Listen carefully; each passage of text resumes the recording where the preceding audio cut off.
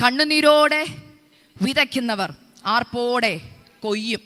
അവിടെ അടുത്ത വാക്യം എന്താ പറഞ്ഞിരിക്കുന്നത്? വിത്ത് ചുമന്നും കരഞ്ഞും വിതച്ചും കൊണ്ട് നടക്കുന്നു, കറ്റ ചുമന്നും ആർത്തും കൊണ്ട് വരും. ഞാനിപ്പോൾ ഒരു ചോദ്യം ഇവിടെ ചോദിക്കാൻ പോണേ. നിങ്ങളൊക്കെ എന്നോടൊന്ന് തിരിച്ചൊന്ന് റെസ്പോണ്ട് ചെയ്യണേ. ഉറക്കം വരുന്നവരാരെങ്കിലും ഉണ്ടെങ്കിൽ കൈ ഉയർത്തിയാൽ മതി. ഞാൻ ചായ കുടിക്കാൻ ബ്രേക്ക് തരാം. ഇല്ല, ആരും ഉറങ്ങില്ലല്ലോ അല്ലേ? ഇല്ല. ഓക്കെ, ഒരു ചോദ്യം ഞാൻ നിങ്ങളൊരു ഉത്തരം തരണം.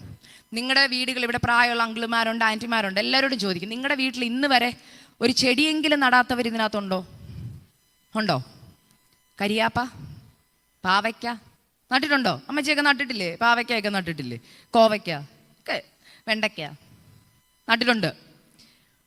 നിങ്ങൾ ആരെങ്കിലും ഇന്ന് വരെ പാവയ്ക്ക നടാൻ പോയപ്പം കരഞ്ഞോണ്ട് പോയി നട്ടിട്ടുണ്ടോ? അയ്യോ ഞാനിത് നടാൻ പോവാണ്, എന്തൊരു കഷ്ടമാണ് എന്ന് വെച്ചാൽ കരഞ്ഞോണ്ട് പോയി നട്ടിട്ടുണ്ടോ? ഓക്കെ. നിങ്ങളുടെയൊക്കെ വീടുകളിൽ പണ്ട് എവിടെയെങ്കിലും പാടത്ത് വിത്ത് വിതയ്ക്കാൻ പോയവരെ നിങ്ങൾ കണ്ടിട്ടുണ്ടോ? നിങ്ങളുടെയൊക്കെ ചിലപ്പോൾ ചൊല്ലി പറഞ്ഞില്ലേ, ഞങ്ങളുടെ വീട് ഏത് കുടുംബമാണെന്നറിയോ, ഇത്ര ഏക്കർ പാടം ഉണ്ടായിരുന്ന, ഞങ്ങളുടെയൊക്കെ വീട്ടിൽ ഭയങ്കര നെൽകൃഷിയായിരുന്നു. പലരും ഭയങ്കര പ്രൗഡായിട്ട് പറയുന്നത് ഞാൻ കേട്ടിട്ടുണ്ട്. ഞങ്ങൾക്ക് ഇതൊന്നും ഇല്ലായിരുന്നു, പക്ഷെ ഞാൻ കേട്ടിട്ടുണ്ട് ആൾക്കാർ പറയുന്നത്. അങ്ങനെ ആരെങ്കിലും ഇതിനകത്ത് ഇരിപ്പുണ്ടെങ്കിൽ നിങ്ങളുടെയൊക്കെ അപ്പച്ചന്മാർ വിതയ്ക്കാൻ പോയപ്പോൾ കരഞ്ഞോണ്ട് വിതച്ച എത്ര പേരുണ്ട് ഇതിനകത്ത്? ഉണ്ടോ? ഇല്ല. ഇപ്പം ഞാൻ ആദ്യം ഒരു വാക്ക് പറഞ്ഞ ഓർമ്മയുണ്ടോ? ബൈബിളിലെ ചില വാക്യങ്ങളുമായിട്ട് നമുക്ക് അങ്ങോട്ട് പൊരുത്തപ്പെടാൻ പറ്റാത്ത വാക്യം. എനിക്ക് അങ്ങനെ തോന്നിയൊരു വാക്യമാണ് ഇത്. ഒരു വാക്യത്തിലേ എനിക്ക് അങ്ങനെ തോന്നിയിട്ടുള്ളൂ, ഒരു പൊരുത്തവും ഇല്ലാത്തൊരു വാക്യം. അപ്പം എനിക്കൊരു ദിവസം ഒരു സംശയം തോന്നി, കർത്താവേ ഇവിടെ എഴുതിയിരിക്കുക കണ്ണുനീരോടെ വിതയ്ക്കുന്നവർ ആർപ്പോടെ പോയി. ഇപ്പം ഞാൻ ഓർത്ത് ഇനി എൻ്റെ കുറവാന്നോർത്ത്, അല്ലെങ്കിൽ എനിക്ക് മനസ്സിലാവാത്ത ഇതാന്നോർത്ത് ഞാൻ പോയി യൂട്യൂബിൽ അടിച്ചു കൊടുത്തു, എങ്ങനെയാണ് വിതയ്ക്കുന്നവർ എങ്ങനെ വിതയ്ക്കും. ഞാൻ നോക്കിയപ്പോൾ ദാണ്ട് തലയിലൊരു കെട്ടൊക്കെ കെട്ടി മുണ്ടൊക്കെ അങ്ങോട്ട് കൊടുത്തിട്ട് അവർക്കൊരു നല്ലൊരു പാട്ടുണ്ട്. കേട്ടിട്ടുണ്ടോ? ഇല്ലെങ്കിൽ ഒന്ന് യൂട്യൂബിൽ ഇപ്പോഴാരും പോയി നോക്കരുത്. മീറ്റിംഗ് കഴിഞ്ഞ് വീട്ടിൽ പോയിട്ടിരുന്ന് ഇന്നത്തെ കുഞ്ഞുങ്ങളൊക്കെ കണ്ടാൽ മതി. അവർ ചെയ്യുന്ന കണ്ടിട്ടുണ്ടോ? എങ്ങനെയാ? കയ്യിൽ വിത്തെടുത്തിട്ട് ഒരു പാട്ടുണ്ട് അവർക്ക്. പാട്ട് പാടി ചിരിച്ചോണ്ടാണ് ഇവരെന്ത് ചെയ്യുന്നത്? വിത്ത് നടുന്നല്ലേ. പാവയ്ക്കായും കോവയ്ക്കൊക്കെ നടാൻ പോയപ്പോൾ സന്തോഷത്തോടെ അല്ലേ പോയത്? എന്തുകൊണ്ടാണ് സന്തോഷത്തോടെ പോയി നട്ടത്? എന്താ അമ്മച്ചി കരയാഞ്ഞേ? പിന്നെ എന്തിനാ സങ്കീർത്തനക്കാരൻ ഇവിടെ എഴുതി വെച്ചിരിക്കുന്നത് കരഞ്ഞോണ്ട് വിതയ്ക്കണമെന്ന്? പറ, എനിക്കൊരു ഉത്തരം എന്താ? ഇവിടെ പറയാ വിത്ത് ചുമന്ന് കരയണോന്ന്. നിങ്ങൾ ഇന്ന് വരെ ജീവിതത്തിൽ ആരെങ്കിലും വിത്ത് ചുമന്ന് കരയുന്ന കണ്ടിട്ടുണ്ടോ? അപ്പൊ ഈ സങ്കീർത്തനക്കാരൻ എന്ത് നോക്കി ഇതൊക്കെ പറഞ്ഞ് എഴുതി വെച്ചിരിക്കുന്നത്? നമ്മളാരും വിത്ത് ചുമന്നുകൊണ്ട് കരയത്തില്ല, നമ്മളാരും ഒരു വിത്തും കരഞ്ഞോണ്ട് വിതയ്ക്കാറുമില്ല. പക്ഷെ നമ്മൾ കരയും. ഈ വിതച്ചവർ കരയുന്ന ഒരു ദിവസമുണ്ട്. എപ്പോഴാണെന്നറിയോ? പറ. ഫലം എടുക്കാൻ പോകുമ്പോഴോ? കറക്റ്റ് പോയിന്റാ. മഴക്കാറ് വരുമ്പോൾ ഒരു കരച്ചിൽ തുടങ്ങും. എനിക്കുണ്ട്, ഞങ്ങളുടെ ചർച്ചിൽ ഒരു അങ്കിളിനുണ്ടായിരുന്നു. അപ്പം എനിക്ക് ഓർമ്മയുണ്ട്, അങ്കിൾ അപ്പം തന്നെ വിളിച്ചു പറയും, പാസ്റ്ററെ മഴക്കാറ് വരുന്നുണ്ട്, പ്രാർത്ഥിക്കണം ഈ പ്രാവശ്യത്തെ ഇതൊന്നും പോകാതിരിക്കും, കതിരൊന്നും പോവരുത്. അപ്പോഴത്തേന് പിന്നെ ഭയങ്കര പ്രാർത്ഥന ഉപവാസമൊക്കെയാണ്. അപ്പം കരയും. പക്ഷെ വിതയ്ക്കുമ്പോഴും കരയാറില്ല, കൊയ്യുമ്പോഴും കരയാറില്ല. നശിക്കുന്നു എന്ന് കാണുമ്പോൾ കരയാൻ തുടങ്ങും, പ്രതികൂലം വരുന്നുവെന്ന് കാണുമ്പോൾ കരയാൻ തുടങ്ങും. എന്നാൽ ഇവിടെ ഞാൻ പറഞ്ഞല്ലോ, ഞാൻ പറയുന്നതിനെ കട്ട് ചെയ്തൊന്നും ആരും ഇട്ടേക്കല്ലേ, ഞാൻ പറയുന്ന അർത്ഥം അതുപോലെ മനസ്സിലാക്കണേ. പരിശുദ്ധാത്മാവിന് തെറ്റുപറ്റിയെന്നല്ല ഞാൻ പറഞ്ഞേക്കുന്നത്. ഞാൻ പറഞ്ഞത് നമ്മുടെ മാനുഷികമായ കണ്ണുകൊണ്ട് ആ വാക്യം വായിച്ചത് നമുക്ക് പൊരുത്തപ്പെടാൻ പറ്റത്തില്ല. നമ്മളാണെങ്കിൽ ആ സങ്കീർത്തനക്കാരനെ തിരുത്തും, സഹോദര കരഞ്ഞുകൊണ്ടാരും വിതയ്ക്കാറില്ല. അതുകൊണ്ട് നിങ്ങൾ എഴുതേണ്ടത് എങ്ങനാ? സന്തോഷത്തോടെ വിതയ്ക്കുന്നവർ ഭയങ്കര സന്തോഷത്തോടെ കൊയ്യും. പിന്നെ ഇടയ്ക്കൊന്ന് കരയാം. പക്ഷെ സങ്കീർത്തനക്കാരൻ പറയാ, മക്കളെ നിങ്ങൾ ഈ വാക്യം വായിച്ചിട്ട് സാധാരണ ഒരു കൊയ്ത്തും സാധാരണ വിത്തും ഒക്കെ ആയിട്ട് നിങ്ങൾ കാണുമ്പോൾ ഞാൻ ഇതിൻ്റെ ആത്മീകമായ മർമ്മത്തെ നോക്കിയിട്ട് നിങ്ങളോടൊരു ആത്മീക ദൂത് വിളിച്ചു പറയുക. എന്താണെന്നറിയാമോ? നമ്മളിത് വെറും വിത്തായിട്ട് കാണുമ്പോൾ സങ്കീർത്തനക്കാരൻ പറയുക, ഞാൻ ഇവിടെ ഈ വിത്തെന്ന് ഉദ്ദേശിക്കുന്നത് നിങ്ങളോട് ദൈവം പറഞ്ഞ വാഗ്ദത്തങ്ങളെയാ, നിങ്ങളോട് ദൈവം പറഞ്ഞിരിക്കുന്ന ദൂതുകളെയാ, നിങ്ങളുടെ കരങ്ങളിൽ ദൈവം തന്നിരിക്കുന്ന ശുശ്രൂഷയാ, നിങ്ങളോട് ദൈവം നിങ്ങളുടെ കരങ്ങളിൽ തന്ന തലമുറകളെയാ വിത്തെന്ന് ഇവിടെ ഉദ്ദേശിക്കുന്നത്. അതെങ്ങനെയാ മനസ്സിലായത്? ഈ സങ്കീർത്തനത്തിന് തുടക്കത്തിൽ എഴുതില്ലേ, യഹോവ സിയോന്റെ പ്രവാസികളെ മടക്കി വരുത്തിയപ്പോൾ അത് ഇസ്രായേൽ ജനമെന്ന് പറയുന്ന ദൈവത്തിൻ്റെ കരത്തിൽ എന്തുവാണെന്നറിയോ? ശരിക്കും വിത്ത. ഹല്ലേലൂയ. നമ്മൾ ദൈവത്തിൻ്റെ കരത്തിലെ വിത്ത. ഇവിടെ പറയുക, കണ്ണുനീരോടെ വേണം നീ വിതയ്ക്കാൻ. എല്ലാ ഇവിടെ ഇരിക്കുന്ന ഫ്രണ്ടിലിരിക്കുന്ന കുഞ്ഞുങ്ങളും എല്ലാ മാതാക്കളും പിതാക്കളും ഇത് കേൾക്കണം. ഞാൻ ഏറ്റവും കൂടുതൽ മാതാക്കളുടെ കണ്ണുനീര് കാണുന്ന ഒരാളാണ്. എന്നെ എല്ലാവരും വിളിച്ച് പ്രാർത്ഥനാ വിഷയം പറയുമ്പോൾ ഏറ്റവും കൂടുതൽ കിട്ടുന്ന പ്രാർത്ഥനാ വിഷയം എന്തെന്ന് ചോദിച്ചാൽ ഞാൻ പറയും, സിസ്റ്ററെ എൻ്റെ കുഞ്ഞുങ്ങളെ ഓർത്താ കരയുന്നത്. അപ്പം ഞാൻ ആൻറ്റിമാരോട് ചോദിക്കുന്ന ഒരു കാര്യമുണ്ട്, എത്ര നാളായി വിശ്വാസത്തിൽ? ഇത്ര വർഷമായി വിശ്വാസത്തിൽ. ഇപ്പം എന്താ പറ്റിയേ? ആരംഭത്തിലൊക്കെ കുഞ്ഞിന് ഒരു കുഴപ്പമില്ല, ഇപ്പം മക്കൾ ചർച്ച വരപ്പം ഞാൻ ആൻറ്റിമാരോട് ചോദിക്കും, ഉപവസിക്കാറും പ്രാർത്ഥിക്കാറും ഒക്കെ ഉണ്ടോ? അങ്ങനെ ഞാൻ അങ്ങോട്ട് ഉപവസിച്ചിട്ടില്ല. പ്രാർത്ഥിക്കും, പക്ഷെ ഉപവാസം ഒന്നും ഇല്ല. പക്ഷെ ഉപവസിക്കാൻ തുടങ്ങും എപ്പോഴാണെന്നറിയോ? തലമുറ വഴിവിട്ട് തുടങ്ങുമ്പോൾ. തലമുറ കയ്യിൽ നിന്ന് പ്രവാസത്തിലേക്ക് പോകുന്നു എന്ന് കാണുമ്പോൾ ഒരു കരച്ചിലുണ്ട്. എന്നാൽ ഇവിടെ സങ്കീർത്തനക്കാരൻ പറയുക, നിന്റെ കയ്യിൽ തലമുറ ഒരു വിത്തായിട്ടിരിക്കുമ്പോൾ, ഹല്ലേലൂയ, നിന്റെ ശുശ്രൂഷയുടെ വാഗ്ദത്തം നിനക്ക് ലഭിക്കുമ്പോൾ, തലമുറകളെ കുറിച്ചുള്ള വാഗ്ദത്തം നിങ്ങൾക്ക് ലഭിക്കുമ്പോൾ, ഇവിടെ പറയുക അപ്പ തൊട്ട് കരയാൻ തുടങ്ങണമെന്ന്. ഇതിൻ്റെ ആത്മീകാർത്ഥം എത്ര പേർക്ക് മനസ്സിലായെന്ന് എനിക്ക്. അതുകൊണ്ട് ആരും സ്തോത്രം പറയാതിരിക്കുന്നേ. നിങ്ങളുടെ നാളത്തെ കണ്ണുനീര് വരാതിരിക്കാൻ ഇന്ന് പരിശുദ്ധാത്മാവ് നിങ്ങളെ ബുദ്ധി ഉപദേശിക്കുക. അല്ലെങ്കിൽ യങ് മദേഴ്സിനോട് പറയും, ഇപ്പോൾ കല്യാണമൊക്കെ കഴിച്ച് അല്ലെങ്കിൽ ഭാവി കല്യാണം കഴിക്കാൻ ആഗ്രഹിച്ചിരിക്കുന്ന അമ്മമാരോടൊക്കെ ഞാൻ അല്ലെങ്കിൽ യങ് പെൺകുട്ടികളോട് ഞാൻ പറഞ്ഞു തരിക, നിങ്ങളുടെ ഭാവി, നിങ്ങളുടെ ജീവിതം ഇതൊക്കെ നിങ്ങളുടെ കയ്യിലെ വിത്ത. നിങ്ങളുടെ കുടുംബജീവിതം നിങ്ങളുടെ ഒരു വിത്ത. ഇപ്പോൾ നിങ്ങൾ എങ്ങനെ വിതയ്ക്കുന്നോ അതുപോലെ ഇരിക്കും ആർപ്പോടുള്ള കൊയ്ത്ത്.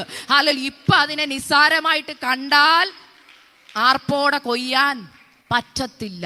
അതുകൊണ്ട് ഇവിടെ സങ്കീർത്തനക്കാരൻ എഴുതിയിരിക്കുക, കണ്ണുനീരോടെ വിതയ്ക്കണമെന്ന്.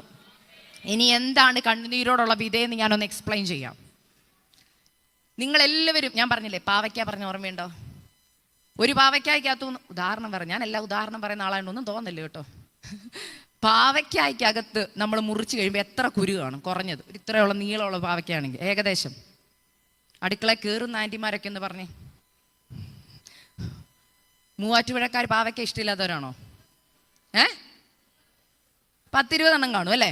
ഈ 10-20 എണ്ണം കൊണ്ട് കുഴിച്ചിടും ആൻറ്റി? എത്ര എണ്ണം കൊണ്ട് കുഴിച്ചിടും? അതിന് നല്ലത് നോക്കി എത്ര എണ്ണം? എന്നാലും 3-4 എണ്ണം കൊണ്ടിടും. നമുക്ക് 5 എണ്ണം എടുത്തേക്കാം. 5 എണ്ണം കൊണ്ടിടുന്നു. ഈ അടുക്കളയിൽ നിന്ന് ഇത് എടുത്തുകൊണ്ട് കൈ പിടിച്ചുകൊണ്ട് പറമ്പിലേക്ക് പോകുമ്പോൾ നിങ്ങൾ ഒരു പാവയ്ക്ക കായ്ക്കണമെന്ന് പ്രാർത്ഥിച്ചുകൊണ്ടാണോ പോകുന്നത്? 3 എണ്ണം അല്ലേ നടന്നുള്ളോ? 3 എണ്ണം കിട്ടുമോ? നിങ്ങൾ എന്ത് പ്രതീക്ഷിച്ചാ നടന്നേ? എത്രയധികം പ്രതീക്ഷിക്കും? ഇനി ജീവിതകാലം മുഴുവൻ ഞങ്ങളുടെ വീട്ടിൽ പാവയ്ക്ക ഉണ്ടാവുന്ന രീതിയിൽ അങ്ങോട്ട് കായ്ച്ചാൽ അങ്ങോട്ട് ഇല പോലും കാണാതെ കായ്ക്കണം എന്നുള്ള നിലയിലല്ലേ നിങ്ങൾ അതുകൊണ്ട് കുഴിച്ചിടുന്നേ? അതാ പറഞ്ഞു, നിങ്ങൾക്കൊരു പ്രതീക്ഷയുണ്ട് നിങ്ങളുടെ മുഖത്ത്. അതുകൊണ്ടാണ് കണ്ണുനീര് വരാത്ത. ഭയങ്കര ചിരിയോടെ കൊണ്ട് കുഴിച്ചങ്ങോട്ട് ഇടുന്നത്. ഇട്ട് കഴിഞ്ഞ് നിങ്ങൾ ചെയ്യുന്ന ഒരു കാര്യമുണ്ട്. എന്താണെന്നറിയോ? കുരുവിട്ടു, മണ്ണിട്ടു. അടുത്ത സ്റ്റെപ്പ് എന്തുവാ അമ്മ ചെയ്യുന്നേ? എന്തിനാ വെള്ളം ഒഴിക്കുന്നേ? നാളെ വെള്ളം ഒഴിച്ചാൽ പോരെ? എന്തിനാ ഇപ്പം വെള്ളം ഒഴിക്കുന്നത്? വിത്ത് പൊട്ടണമെങ്കിൽ വെള്ളം വേണം. നീ ദൂതിലേക്ക് വരികയാ.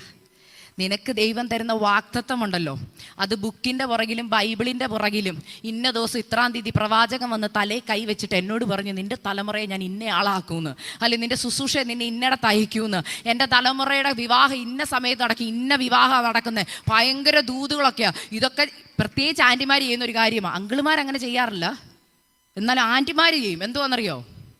ബൈബിളിൻ്റെ പുറത്തങ്ങോട്ട് എഴുതിയിടും, ഇത്രാം തീയതി ഇത്രാം ദിവസം ഇന്നയാൾ വന്നു. ഇത്താരാ തന്നേ കയ്യിൽ? തലമുറ ആരാ തന്നേ? ശുശ്രൂഷ ആരാ തന്നേ? കർത്താവ്. ജീവിത പങ്കാളി ആരാ തന്നേ? കർത്താവ്. കർത്താവ് തരേണ്ട കാര്യം കർത്താവ് തന്നേ ഇല്ലേ? വിത്ത് കൈ തന്നോ?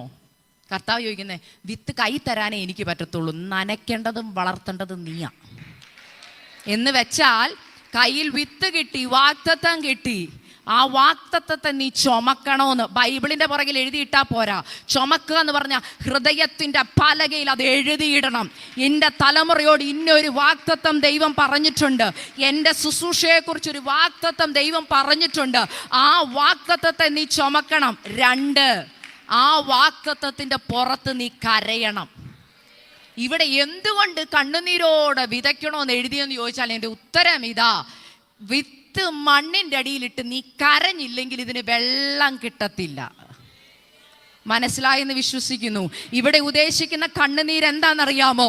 നിന്റെ വാഗ്ദത്തത്തിന്റെ പുറത്ത് നീ ദൈനംദിന ജീവിതത്തിൽ പ്രാർത്ഥനാ മുറിക്കുള്ളിൽ കയറി നീ ഒഴുക്കുന്ന ഓരോ കണ്ണുനീരും നിന്റെ ഈ വാഗ്ദത്തത്തിന്റെ വിത്തിന്റെ പുറത്താ വീഴുന്നത്.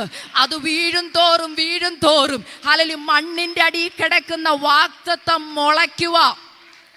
ഹല്ലേലൂയ. ഇന്നെല്ലാവരുടെയും പ്രാർത്ഥനയിൽ കണ്ണുനീരില്ല.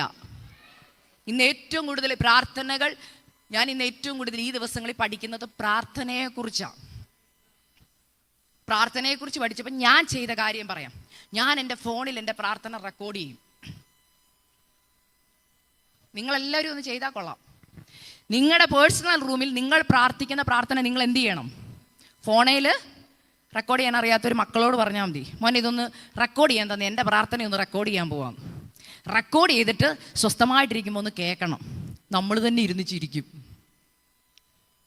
സത്യമാ. നിങ്ങൾ ഓർക്കും അങ്ങനെയൊന്നുമില്ല, എൻ്റെ പ്രാർത്ഥന നല്ല പ്രാർത്ഥനയാ. മനസ്സിലായോ ഞാൻ പറയുന്നേ? ആ പ്രാർത്ഥനയെന്ന് പറഞ്ഞാൽ നിങ്ങൾ ഇത്രയും നേരം നിങ്ങൾ പ്രാർത്ഥിച്ചു, കുറച്ച് നേരം നിങ്ങൾ ആ പ്രാർത്ഥന കേൾക്കുന്ന ദൈവത്തിൻ്റെ സ്ഥാനത്ത് നിങ്ങളൊന്ന് ആ പ്രാർത്ഥന കേൾക്കണം. കേട്ടാൽ പ്രാർത്ഥിച്ചതും പറഞ്ഞതും ദൈവം പറഞ്ഞ വാഗ്ദത്തങ്ങളും തമ്മിൽ ഒരു ബന്ധവും ഇല്ല. രണ്ടാമത്തെ പടി, ദൈവവുമായിട്ട് പോലും ബന്ധമില്ലാത്ത പോലെയാണ് നമ്മുടെ പ്രാർത്ഥന.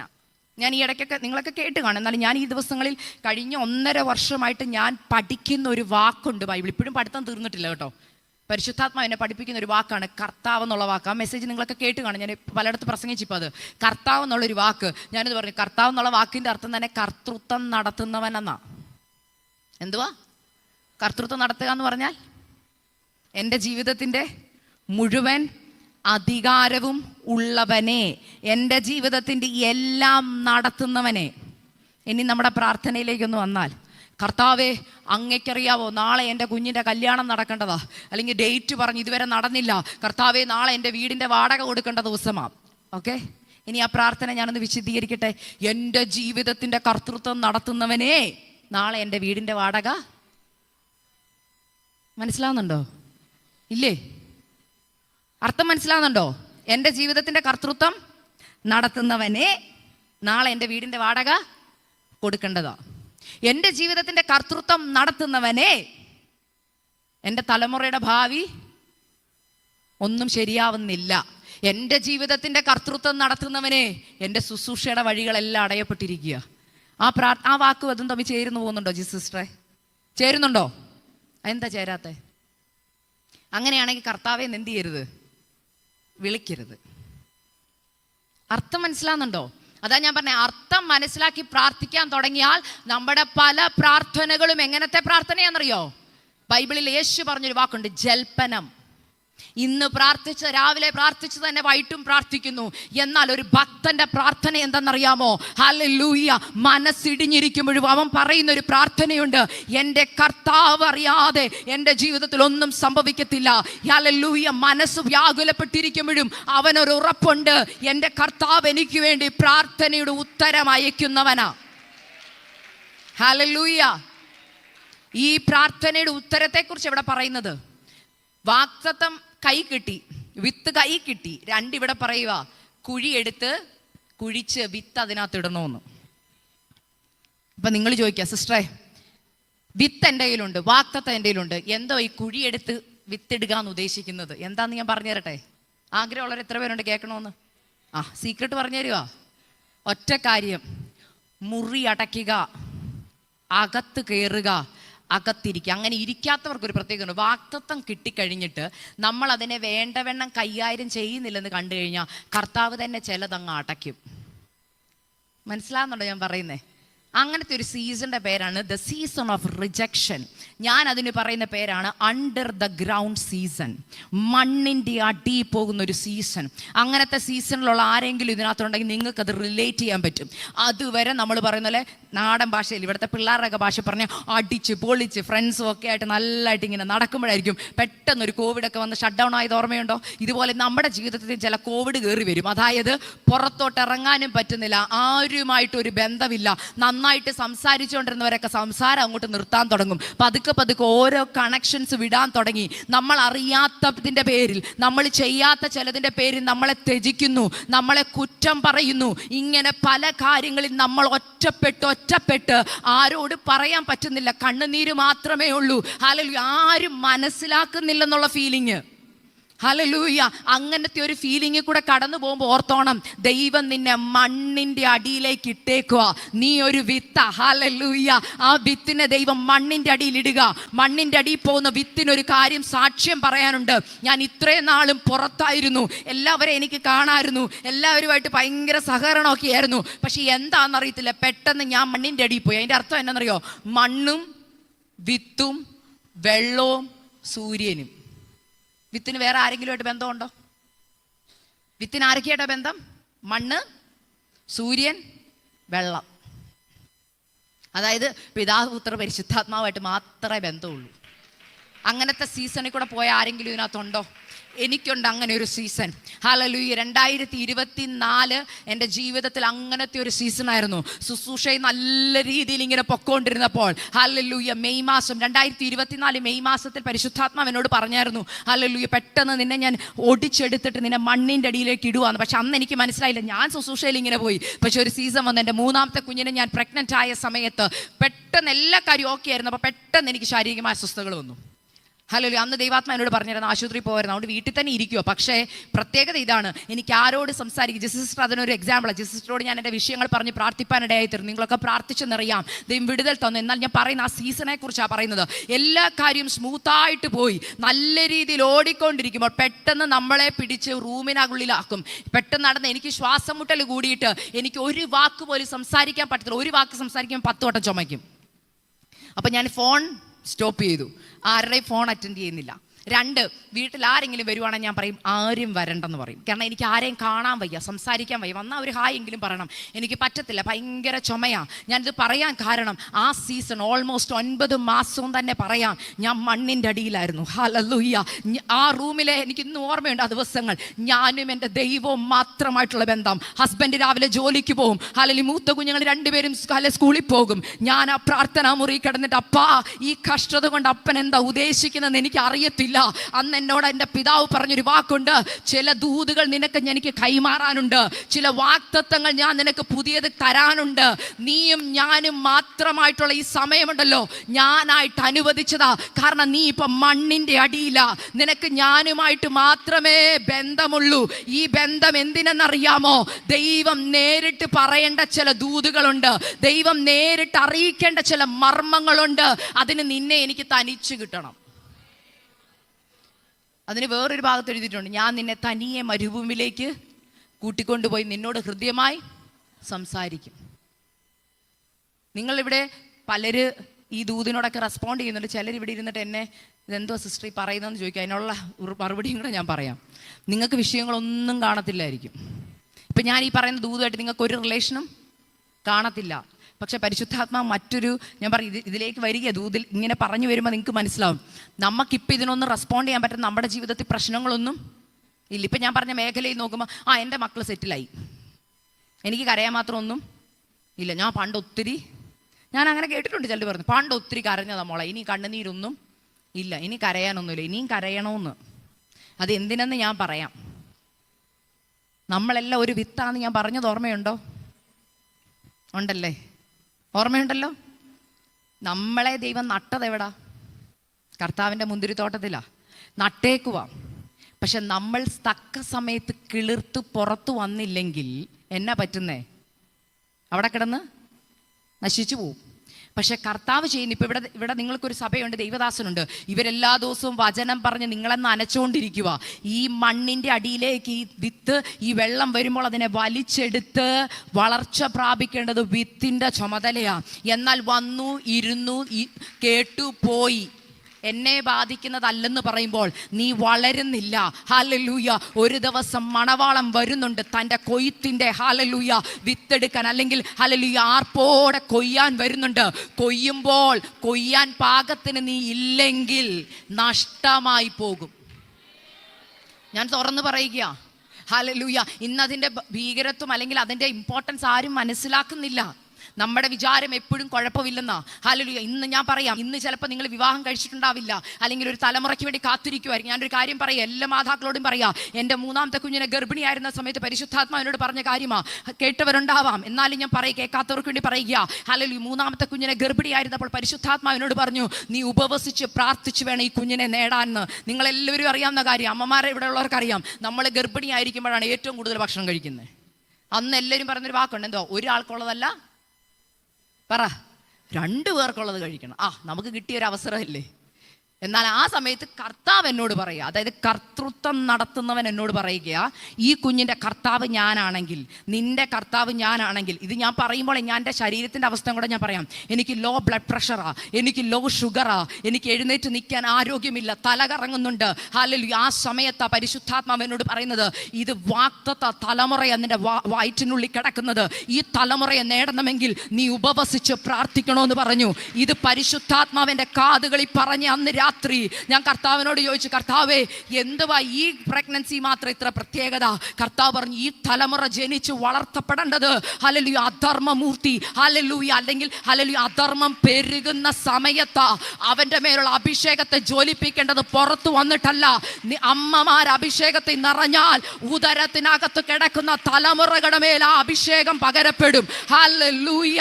പലപ്പോഴും പലർക്കും അത് അറിയത്തില്ല. പലരും കുഞ്ഞുങ്ങൾ ജനിച്ചു കഴിയുമ്പോഴാണ് കരയുന്നത്. അല്ല മാതാക്കളെ, നിങ്ങളുടെ ഉദരത്തിൽ ഒരു കുഞ്ഞ് ഉരുവാകുമ്പോൾ നീ ആത്മാവിൽ ആരാധിച്ചാൽ, നീ ആത്മാവിൽ പ്രാർത്ഥിച്ചാൽ, നിന്റെ മേൽ പകർന്ന അഭിഷേകം ആ തലമുറകളിലേക്ക് പകരപ്പെടും. ഹല്ലേലൂയ. ഞാനിതിനൊക്കെ സാക്ഷി, അതുകൊണ്ടാണ് പറയുന്നത്. ഹല്ലേലൂയ. എൻ്റെ പൈതൽ ഉദരത്തിൽ ജനിച്ച സമയം തൊട്ട് കർത്താവ് പറഞ്ഞു, ഇവൻ്റെ ഓരോ കാര്യവും ഞാൻ നിർണയിക്കും. ഞാൻ പറയുന്നതിന് ഇടത്തോട്ടോ വലത്തോട്ടോ നീ മാറരുതെന്ന് പറഞ്ഞു. ഞാനിത് പറയുന്നത് നിങ്ങൾക്ക് എത്ര പേർക്ക് സീരിയസ് ആയിട്ട് അറിയാവുന്ന അറിയത്തില്ല. അമേരിക്കയിലുള്ളവർക്ക് അറിയാം. ഹല്ലേലൂയ. ഞാനൊരു ഹോസ്പിറ്റലിൽ പോയിട്ടില്ല. അമേരിക്കയിൽ മെഡിക്കൽ ചെക്കപ്പ് കമ്പൽസറിയാ. ഹല്ലേലൂയ. എന്നെ പലരും അത് പറഞ്ഞ് പേടിപ്പിച്ചു. ഹല്ലേലൂയ. സിസ്റ്ററെ അങ്ങനെ ചെയ്യരുത്, വിശ്വാസം നല്ലതാ, ബുദ്ധി കുഞ്ഞുങ്ങളാവരുത്. ഹല്ലേലൂയ. പലത് പറഞ്ഞു. പ്രാർത്ഥനാ മുറി കയറുമ്പോൾ പരിശുദ്ധാത്മാ പറയാ, ഹോസ്പിറ്റലിൽ നീ പോകരുത്. വ്യക്തമായിട്ട് ദൈവശബ്ദം കേട്ടതാ ഞാൻ. ഹല്ലേലൂയ. ഹോസ്പിറ്റലിൽ പോകരുത്. എൻ്റെ ഹസ്ബൻഡ് നേഴ്സാ, ഞാൻ നേഴ്സാ, എൻ്റെ അനിയത്തിൻ്റെ ഹസ്ബൻഡ് ഡോക്ടറാ, എൻ്റെ അനിയൻ ഡോക്ടറാ. അങ്ങനെ നോക്കി എല്ലാ മെഡിക്കൽ പ്രൊഫഷണൽസാ. അല്ലെങ്കിൽ പലരും കേട്ടിട്ട് പറഞ്ഞു, സിസ്റ്ററെ ബുദ്ധി കുഞ്ഞുങ്ങളാവരുത്, കുഞ്ഞിനെ പോയി ചെക്കപ്പ് ചെയ്യണം. എന്തുകൊണ്ട് ഈ ശ്വാസമുട്ടൽ എന്ന് കണ്ടുപിടിക്കണം. പക്ഷെ പരിശുദ്ധാത്മാവിനോട് പറഞ്ഞു, ഈ ശ്വാസമുട്ടലിന് ഞാൻ വെച്ചിരിക്കുന്ന ഹല്ലേലൂയ ഒരു ഉദ്ദേശമുണ്ട്. അത് നിന്റെ ജീവിതത്തിൽ നടക്കണമെങ്കിൽ ഞാൻ പറയുന്ന അനുസരിക്കണം. ഹല്ലേലൂയ. അനുസരിക്കാൻ അല്പം പ്രയാസമുണ്ട്, ഇല്ലെന്നല്ല ഞാൻ പറയുന്നത്. ഉപവാസം തുടങ്ങി. ഹല്ലേലൂയ.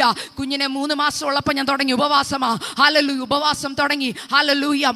തുടർന്നു ഉച്ചവരെ. എല്ലാ ദിവസവും ഉച്ചയ്ക്ക് 1 മണിയാകുമ്പോഴേ ഞാൻ ഭക്ഷണം കഴിക്കത്തുള്ളൂ. ഇപ്പം രാത്രി 9 മണിക്ക് കഴിച്ചാൽ പിന്നെ ഉച്ചയ്ക്ക് 1 മണി. എത്ര മണിക്കൂറാന്ന് ഓർക്കണം. എന്നാൽ രാവിലെ എഴുന്നേറ്റ് 1 ഗ്ലാസ് വെള്ളം പ്രാർത്ഥിച്ചു കുടിക്കും. പ്രാർത്ഥനാ മുറി കയറി കഥ കടയ്ക്കും. അവിടെ കമന്നു വീണ് ഞാൻ കരഞ്ഞിട്ടുണ്ട്. കാരണം ആരെയും കാണാൻ പറ്റുന്നില്ല. ഹല്ലേലൂയ. ആരുമായിട്ട് സംസർഗമില്ല. കർത്താവിനോട് പറഞ്ഞു, കർത്താവെ ആരെങ്കിലും എന്നോടൊന്ന് സംസാരിച്ചിരുന്നെങ്കിൽ, ആരോടെങ്കിലും എനിക്ക് എൻ്റെ വേദനയൊന്ന് ഷെയർ ചെയ്യാൻ പറ്റിയിരുന്നു. ഒറ്റപ്പെടലിൻ്റെ വേദന അറിഞ്ഞവർക്കേ അതറിയത്തുള്ളൂ. എല്ലാവരും ചുറ്റുമുള്ളപ്പോഴും നമ്മൾ ഒറ്റപ്പെടുന്ന അവസ്ഥ ഭയങ്കരമാണ്. എന്നാൽ ചില സീസൺ ദൈവം അതിനെ അനുവദിക്കും. എന്തിനെന്നറിയാമോ? ആ വിത്തിൻ്റെ പുറത്ത് നിന്റെ കണ്ണുനീർ വീഴാനാ. ചിലപ്പോൾ ചോദിക്കത്തില്ല, എന്നെ എന്തിനാ ഇങ്ങനെ കുത്തുന്നെന്ന്. ഹല്ലേലൂയ. അങ്ങനെ കരഞ്ഞൊരു മാതാവിനെ പെട്ടെന്ന് നിങ്ങൾക്കൊന്ന് പരിചയപ്പെടുത്താം. മറ്റാരുമല്ല, ഹന്ന. ഹല്ലേലൂയ. ഹന്നായിക്ക് ദൈവം ഒരു വാഗ്ദത്തത്തെ കൊടുക്കണമെന്നുണ്ട്. പക്ഷെ ഹന്ന റിസീവ് ചെയ്യാൻ തയ്യാറല്ല. എന്നറിയോ? കംഫോർട്ടിനകത്താ. എന്തുകൊണ്ടാണെന്നറിയോ? ഞാൻ ചോദിക്കട്ടെ, നമ്മൾ പലപ്പോഴും പറഞ്ഞു, നമ്മളെ എൽക്കാനയെ പോലത്തെ ഒരു ഭർത്താവിനെ നിങ്ങൾക്ക് കിട്ടിയിരുന്നെങ്കിലോ? നമ്മൾ പറഞ്ഞാൽ എനിക്ക് മക്കളൊന്നും ആണെങ്കിൽ എൻ്റെ ഭർത്താവ് മതി എന്ന് പറഞ്ഞു. ശരിക്കും എൽക്കാന നല്ലൊരു ഭർത്താവാണ്. പക്ഷേ ദൈവത്തിനറിയാം സമയം അടുത്തോണ്ടിരിക്കുക. ഏലിയുടെ കുടുംബത്തിൽ വഷളത്തം കയറിക്കൊണ്ടിരിക്കുക. കർത്താവിൻ്റെ വാഗ്ദത്തത്തിന് വേണ്ടി റെസ്പോണ്ട് ചെയ്യുന്ന ആരുമില്ല. അപ്പോൾ ദൈവത്തിന് മനസ്സിലായി ഹന്ന ഇങ്ങനെ ഇരുന്നിരുന്ന് പോകും. ആരാധനയ്ക്ക് വരിക, ലേഡീസ് മീറ്റിങ്ങിന് വരിക, ബൈബിൾ സ്റ്റഡിക്ക് കയറുക, വീട്ടിൽ പോവുക. പ്രത്യേകിച്ച് ഉദ്ദേശമൊന്നുമില്ല, എല്ലാ മീറ്റിങ്ങിനും ഉണ്ട്, വാതിക്കലുണ്ട്. പ്രത്യേകിച്ച് ഒരു ഉദ്ദേശവും. നമ്മുടെ സന്തോഷം അതാ, ഞാൻ എല്ലാത്തിനും പങ്കെടുക്കുന്നുണ്ട്. ചോദ്യം ഇതാ, നമ്മൾ എല്ലാത്തിനും പങ്കെടുക്കുന്നുണ്ട്, ദൈവത്തിന് വല്ല പ്രയോജനമുണ്ടോ? നമ്മളൊക്കെ നമ്മളോട് തന്നെ ചോദിക്കണം, കർത്താവ് എന്നെ കൊണ്ട് ദൈവത്തിന് വല്ല പ്രയോജനം ഉണ്ടോ? ദൈവത്തിന് പ്രയോജനപ്പെടണമെങ്കിൽ ദൈവം പറയുന്നത് പോലെ നമ്മൾ ശബ്ദം കേൾക്കാൻ തുടങ്ങും. ദൈവം നമ്മളോട് സംസാരിക്കാൻ തുടങ്ങും. അങ്ങനെ കംഫോർട്ട് സോണിൽ ഇരുന്ന ഹന്നായെ ഞാൻ എപ്പോഴും ഓർത്തിട്ടുണ്ട്. എന്തുകൊണ്ടാണ് പെനീന എന്ന് പറഞ്ഞ വ്യക്തിയെ ദൈവം ഒരുക്കിയെന്ന് ഹന്നായെ കുത്താൻ. ഇവിടെ പുരുഷന്മാരും കൂടി ഇരിക്കുന്നത് കൊണ്ട് എനിക്ക് അങ്ങനെ തുറന്നു പറയാമെന്ന് അറിയത്തില്ല. എന്നാലും ഞാൻ തുറന്നു പറയുക, വീട്ടിൽ പോയി ആരും ഭാര്യമാരെ കുത്തരുത്, കേട്ടല്ലോ? ദൈവം പറയുക.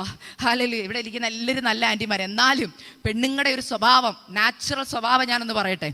ഞാനാണ് പെനീന എങ്കിൽ, നിങ്ങളെല്ലാവരും ഒരു നിമിഷം ചിന്തിക്കണേ, ഞാനാണ് പെനീന എങ്കിൽ ഞാൻ ഒരിക്കലും ആഗ്രഹിക്കത്തില്ല ഹന്നായ്ക്ക് മക്കളുണ്ടാവണമെന്ന്. കുത്തത്തുമില്ല. എന്തുകൊണ്ടെന്നറിയോ?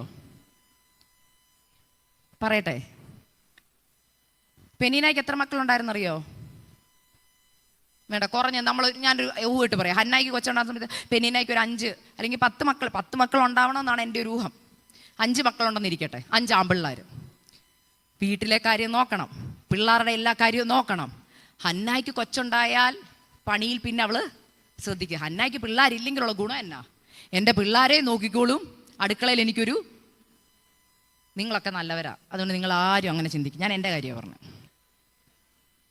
ഹന്നായിക്ക് കുഞ്ഞുണ്ടായാൽ എന്നാ പ്രശ്നം? ഞാനാണ് ചിന്തിക്കുക, എൻ്റെ മക്കൾക്കെല്ലാം കിട്ടണം അല്ലേ, ഭർത്താവിൻ്റെ അവകാശം മൊത്തം എൻ്റെ കുഞ്ഞുങ്ങൾക്ക് കിട്ടണം. ദൈവമേ, അവർക്ക് കൊച്ചുങ്ങളൊന്നും ഉണ്ടാവല്ലേ. ചിന്തിച്ചാൽ മതി കേട്ടോ. അങ്ങനെയൊക്കെ പ്രാർത്ഥിക്കുന്നുണ്ടെങ്കിൽ ചിന്തിക്കണം, മാനസാന്തരപ്പെട്ടണം. ഓക്കെ, ഞാനൊരു ഉദാഹരണം പറഞ്ഞു, ഒരു നേച്ചർ പറഞ്ഞതാ. എന്നാൽ ഒരിക്കൽ പോലും തോന്നാത്ത പെനീനയുടെ ഉള്ളിൽ ദൈവം ഒരു രാത്രി, ഞാൻ തുറന്നു പറയാം, പെനീനയുടെ ഹൃദയത്തെ ആരാ കഠിനപ്പെടുത്തിയെന്ന് ഞാൻ പറയും, ദൈവമാണ് കഠിനപ്പെടുത്തിയത്. ഞാനൊരു കാര്യം പറയട്ടെ, നിങ്ങളുടെ വീടിൻ്റെ പുറത്തുള്ളവർ നിങ്ങളെ കളിയാക്കിയാൽ നിങ്ങൾക്ക് വിഷമം വരുമോ? വിഷമം വരും. പക്ഷെ നമ്മൾ പറയുന്നൊരു അവർക്ക് എന്നെ അറിയത്തില്ല, മൈൻഡ് ചെയ്യത്തില്ലെന്ന് പറയും അല്ലേ. ഞാനത് വിട്ടുകളഞ്ഞു. പക്ഷെ നമ്മുടെ വീടിനകത്ത് നമ്മുടെ ഉള്ള അവസ്ഥ നല്ലതുപോലെ അറിയാവുന്ന ഒരു വ്യക്തി ഇല്ലേ, നമ്മുടെ കൂടപ്പുറപ്പിനെ പോലെ സ്നേഹിക്കുന്ന ഒരു ഫ്രണ്ട് നമ്മളെ കുത്തിയാലോ, നമ്മുടെ കുറവ് പറഞ്ഞ് നമ്മളെ കളിയാക്കിയാൽ നമുക്ക് വേദന ഉണ്ടാവോ? പെനീന അങ്ങനത്തെ ഒരു വ്യക്തിയാ. ശരിക്കും പെനീന നല്ലൊരു സഹോദരിയാ. അല്ലെങ്കിൽ ഒരുമിച്ച് ഒരടുക്കളയിൽ കുക്ക് ചെയ്യുമ്പോഴും എല്ലാം ഹന്ന എന്താ കടന്നു പോകുന്നെന്നും അവൾ കരയുന്നതും എല്ലാം പെനീന കണ്ടിട്ടുണ്ട്.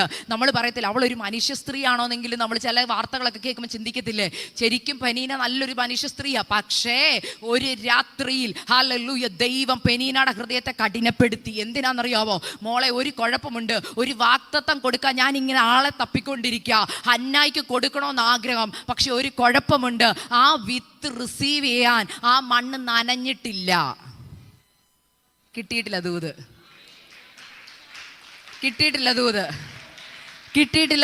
കിട്ടിയവരുണ്ടോ? ആ മണ്ണിങ്ങനെ ഉറച്ചിരിക്കുക, ഹല്ലേലൂയ, കംഫോർട്ട് സോണിൽ ഇരിക്കുക. ഹല്ലേലൂയ. ദൈവത്തിന് മനസ്സിലായി, ഈ മണ്ണിനെ അകം പുറമൊന്ന് ഇളക്കണമെങ്കിൽ ചിലതൊന്ന് കുത്തണം. അതിന് ദൈവം പെനീനയുടെ ഹൃദയത്തെ കഠിനപ്പെടുത്തി. പെനീന രാവും പകലും ഹന്നായെ കുത്താൻ തുടങ്ങി. കൂടി വന്നപ്പോൾ ഹന്നായിക്ക് ഒരു കാര്യം മനസ്സിലായി, എൻ്റെ മേൽ വാഗ്ദത്തം നിറവേറണമെങ്കിൽ ഞാൻ കരയണം. എവിടെ പോയി കരയണമെന്നറിയാമോ? ആലയത്തിൽ പോയി കരയണം. അവൾ ദൈവാലയത്തിലേക്ക് ഓടി. ഇനി ആ കണ്ണുനീരിന്റെ അവസ്ഥ ഞാനൊന്ന് പറയാം. ദൈവം റെഡിയാ അല്ലേ? എവിടെ ദൂത് വച്ചിരുന്നേ? ഏലിയുടെ അടുക്കൽ. ഈ വിത്ത് എന്നാ റെഡിയായേ? നേരത്തെ റെഡിയായതാ. ഹന്ന, നിനക്ക് നേരത്തെ പ്രാപിക്കായിരുന്നു. പക്ഷെ പ്രാപിക്കാൻ പറ്റാഞ്ഞ എന്തുകൊണ്ടാ? പറ, എന്തുകൊണ്ടാ പ്രാപിക്കാൻ പറ്റാഞ്ഞേ? കുത്താൻ ആരും ഇല്ലായിരുന്നു. കുത്താൻ ആരും ഇതുവരെ കുത്തൊന്നുമില്ലായിരുന്നു സിസ്റ്റർ. ഈ ഇടയായിട്ട് 2026 കയറിയപ്പോൾ എൻ്റെ ജീവിതത്തിൽ ഭയങ്കര കുത്താന്ന് ആരെങ്കിലും ഇവിടെ ഇരുന്ന് പറയുവാണെങ്കിൽ, അകത്തും പുറത്തും പീഡനം വർദ്ധിക്കുവാന്ന് പറയുന്നുണ്ടെങ്കിൽ, ഞാൻ നിങ്ങളോടൊരു ദൈവിക ദൂത് പറയുക. എവിടെയോ ഒരു വാക്തത്വം നിനക്ക് ദൈവം കൈമാറാനുണ്ട്. ആ വാക്തത്വത്തിന് വേണ്ടി നിന്റെ നിലത്തെ ദൈവം ഉഴുതു മറിക്കുകയാ. ഓരോ കുത്ത് കിട്ടുമ്പോഴും നിന്റെ ഹല്ലേലൂയ, ഹൃദയത്തിൻ്റെ ഹല്ലേലൂയ, അകത്തെ ദൈവം ഹല്ലേലൂയ ഉഴുതു മറിക്കുകയാ. ആ വാക്തത്വത്തെ നിനക്ക് കൈമാറാനുണ്ട്. അത് വെറും ഒരു വാഗ്ദത്തമല്ല.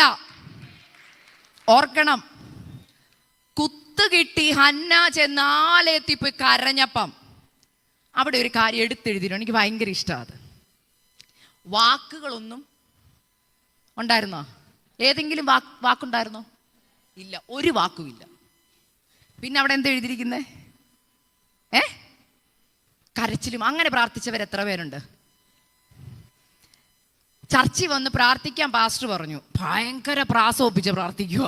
ഹൃദയത്തിൽ വേദന ഉള്ളവർക്ക് പ്രാസം വരുമോ ചേച്ചി? വരുമോ ചേച്ചി സിസ്റ്ററെ? വാക്കുകളൊക്കെ നല്ല ഗ്രാമർ, മലയാളത്തിലെ നല്ല കടികട്ടി ഭാഷയിലൊക്കെ പ്രാർത്ഥിക്കാൻ വേണ്ടിയാണ് വന്നത്. പക്ഷെ പ്രാർത്ഥിക്കാൻ അങ്ങോട്ട് പരിശുദ്ധ ദൈവമേ സ്വർഗീയ പിതാവേ എന്ന് പറഞ്ഞത് മാത്രമേ ഓർമ്മയുള്ളൂ. ഹൃദയത്തിനകത്തുനിന്ന് വേദന ഇങ്ങോട്ട് വന്നിട്ട് പൊട്ടിയിട്ട് വാക്കുകളൊന്നുമില്ല. ലാസ്റ്റ് ആമേൻ പറഞ്ഞു നിർത്തി. അപ്പം നമ്മളൊരു ചിന്ത, ഈ സിസ്റ്റർ എന്തോ ഈ കാണിക്കുന്നത്? ഈ പ്രാർത്ഥന സ്വർഗം പറ കേട്ടില്ല. പക്ഷെ ആ പ്രാർത്ഥന സ്വർഗം കേൾക്കുവോ? കേൾക്കും. എന്തുകൊണ്ടെന്നറിയാവോ? ആ നിലം നനഞ്ഞു. പറയുന്നത് മനസ്സിലായോ? നിലം, ഹല്ലേലൂയ, ആ കെട്ടി ഉറച്ചിരുന്ന നിലം ഉഴുതു മറിക്കത്തക്ക രീതിയിൽ, അതിനെ നനയ്ക്കത്തക്ക രീതിയിൽ ഹന്നായുടെ ഹൃദയം പൊട്ടി പൊട്ടി. ഹൃദയത്തിൽ അവൾ പെനീന പറഞ്ഞ ഓരോ വാക്കും ഓർത്തോർത്ത് അവൾ കരഞ്ഞപ്പോൾ ഹല്ലേലൂയ ആദ്യം ഒന്ന് ഒഴിച്ചിട്ട്, കാരണം അല്ലെങ്കിൽ കുത്തിക്കൊണ്ടിരിക്കേണ്ടി വരും. എന്നിട്ട് എന്ത് ചെയ്യും? അതിനെ ഒന്ന് ഇളക്കും. ഹന്നയുടെ ജീവിതത്തിൽ ഹന്ന അതാ ചെയ്തേ. കരഞ്ഞ് നിലം ഒരുക്കി റെഡിയായിട്ട് പുറത്തോട്ട് വന്നപ്പോൾ ഉണ്ടല്ലോ, ദാണ്ട് വരുന്നു മറുപടി. ഏലി പറയാ, മോളെ നിന്റെ നില റെഡിയായി കേട്ടോ. ദൈവം ഇപ്പൊ എന്നോട് സംസാരിച്ചു. എന്താ ദൂത്? അടുത്ത ആണ്ടിൽ ഈ സമയത്ത് നിന്റെ ഉദരത്തിൽ ഒരു തലമുറ ജനിക്കുമെന്ന. ആ തലമുറ വെറും ഒരു തലമുറയല്ല. ഹല്ലേലൂയ, ഈ കാലഘട്ടത്തിൽ ദൈവം ഉപയോഗിക്കുന്ന ഒരു ശമൂവേല ഉദരത്തിൽ കിടക്കുന്നത് വെറും ഒരു പ്രവാചകനല്ല കേട്ടോ. അനേക രാജാക്കന്മാരെ വാഴിക്കുന്ന പ്രവാചകൻ. നിനക്ക് സാധാ ഒരു വിത്ത് മതിയെങ്കിൽ നീ സാധാരണ രീതി കരഞ്ഞാൽ മതി. എന്നാൽ ചില മാതാക്കളുണ്ട്, ഹല്ലേലൂയ, രാവും പകലും അവരുടെ കട്ടിലുകൾ, അവരുടെ തലയിണകൾ നനഞ്ഞുകൊണ്ടിരിക്കുകയാ. ദൈവമക്കളെ, ഹല്ലേലൂയ, തലയിണ നനഞ്ഞു കുതിർന്നിട്ട്, ഹല്ലേലൂയ, കർത്താവേ എൻ്റെ ഈ വാഗ്ദത്തത്തിന് വേണ്ടിയാ ഞാൻ ഈ കണ്ണുനീരൊഴുക്കുന്നത്. പരിശുദ്ധാത്മാവ് പറയുക, മോളെ നിന്റെ ഓരോ കണ്ണുനീരും ഞാൻ എൻ്റെ തുരുത്തിയിൽ സൂക്ഷിച്ചു വെച്ചിട്ടുണ്ട് കേട്ടോ. നിന്റെ വാഗ്ദത്തം നനയുന്നുണ്ട് കേട്ടോ. അല്പ ദിവസങ്ങൾ കഴിയുമ്പോൾ ആ മണ്ണിന്റെ അടിയിലെ വിത്തിന്റെ രൂപം മാറാൻ തുടങ്ങും. അതിന്റെ തൊലി പൊളിയാൻ തുടങ്ങും. അതിൽ നിന്നൊരു കിളിർപ്പ് പുറത്തു വരും. അതാരും കാണുന്നില്ല. എന്നാൽ അല്പ നാളുകൾ കഴിയുമ്പോൾ അതൊരു വൃക്ഷമായി തീരും. ഹല്ലേലൂയ. ഞാനിത് പറയാൻ കാരണം മറ്റൊന്നുമല്ല, പലർക്കും കരച്ചിലുള്ള പ്രാർത്ഥനയുടെ വില അറിയത്തില്ല. ഇതിനെ തെറ്റായി ചിലർ വ്യാഖ്യാനിക്കും. ഒരു ദിവസം ഒരു കൊച്ചെന്നോട് ചോദിച്ചാൽ, ഞാൻ കരയണം മോളെ, കരഞ്ഞു പ്രാർത്ഥിക്കും. അപ്പം പറയാം, ചേച്ചി ഞാനൊരു കാര്യം ചോദിക്കട്ടെ, നമ്മുടെ അപ്പൻ സ്നേഹമുള്ള അപ്പനല്ലേ? ഈ അപ്പന് നമ്മൾ കരഞ്ഞാലേ ഉത്തരം തരത്തുള്ളൂ? നിങ്ങൾക്കും അങ്ങനെയൊക്കെ ചിന്ത വരത്തില്ലേ? ഞാൻ അങ്ങനെ എല്ലാം ചിന്തിക്കുന്ന ഒരാളാ. എന്തുകൊണ്ട് അങ്ങനെ? എൻ്റെ മക്കൾ കരയാൻ ഞാൻ ആഗ്രഹിക്കുമോ? ഇനി നാളെ തൊട്ട് നിങ്ങൾ എല്ലാ ദിവസവും രാവിലെ കരഞ്ഞാൽ ഞാൻ ബ്രേക്ക്ഫാസ്റ്റ് തരാം, കരഞ്ഞാൽ ഞാൻ ലഞ്ച് തരാം, കരഞ്ഞാൽ ഞാൻ സ്കൂളിൽ വിടാം. നമ്മൾ അങ്ങനെ പറയുമോ? അമ്മമാരുടെ ഹൃദയം ആദ്യം തകരും. എന്തിനാ കുഞ്ഞെ കരയുന്നത്? നീ പറ. ഇല്ലേ? അതെ. പക്ഷെ നമ്മുടെ ദൈവം എന്തിനാ നമ്മൾ കരയണോന്ന് പറയുന്നത്? ഉത്തരം വേണ്ടേ? നമ്മുടെ ദൈവം സ്നേഹമില്ലാത്തതുകൊണ്ടാണോ? ചില പറഞ്ഞല്ലേ, കണ്ണുനീര് കണ്ടാലേ ഈ ദൈവത്തിന് സ്നേഹമുള്ളൂ, കണ്ണുനീരുണ്ടാലേ കർത്താവിന് നമ്മളോട് സ്നേഹം ഉണ്ടെന്ന് അറിയിക്കുക. അല്ല. ഇനി ഞാൻ അതിൻ്റെ അർത്ഥത്തിലേക്കും വരിക. എന്തുകൊണ്ട് കരയണം? എന്തുകൊണ്ട് ദൈവം നമ്മുടെ കരച്ചിൽ ആഗ്രഹിക്കുന്നു എന്നല്ല ഞാൻ പറഞ്ഞ, കണ്ണുനീരോടെ കരയണമെന്ന് ദൈവം എന്തിനാ പറഞ്ഞത്? ഞാൻ ചോദിക്കട്ടെ, യേശു കരഞ്ഞിട്ടുണ്ടോ? ലാസറിന്റെ കല്ലറയ്ക്ക് കരഞ്ഞ കരച്ചിലല്ല. എബ്രായ ലേഖനം നിങ്ങളൊന്ന് വായിച്ചാൽ അവിടെ എഴുതിയിട്ടുണ്ട്, അവൻ ഉറച്ച നിലവിളിയോടും, ഉറക്കെ പറഞ്ഞേ, കണ്ണുനീരോടും കൂടെ അഭയാചന കഴിച്ചുവെന്ന് ഈ വാക്യം വായിക്കുമ്പോൾ നിങ്ങളെല്ലാം ചിന്തിക്കുന്നത് എവിടെ കരഞ്ഞ കരച്ചില്ല? പറ. ഗത്സമേന. അതെ, നമ്മളെല്ലാം ചിന്തിക്കുന്ന അതാ.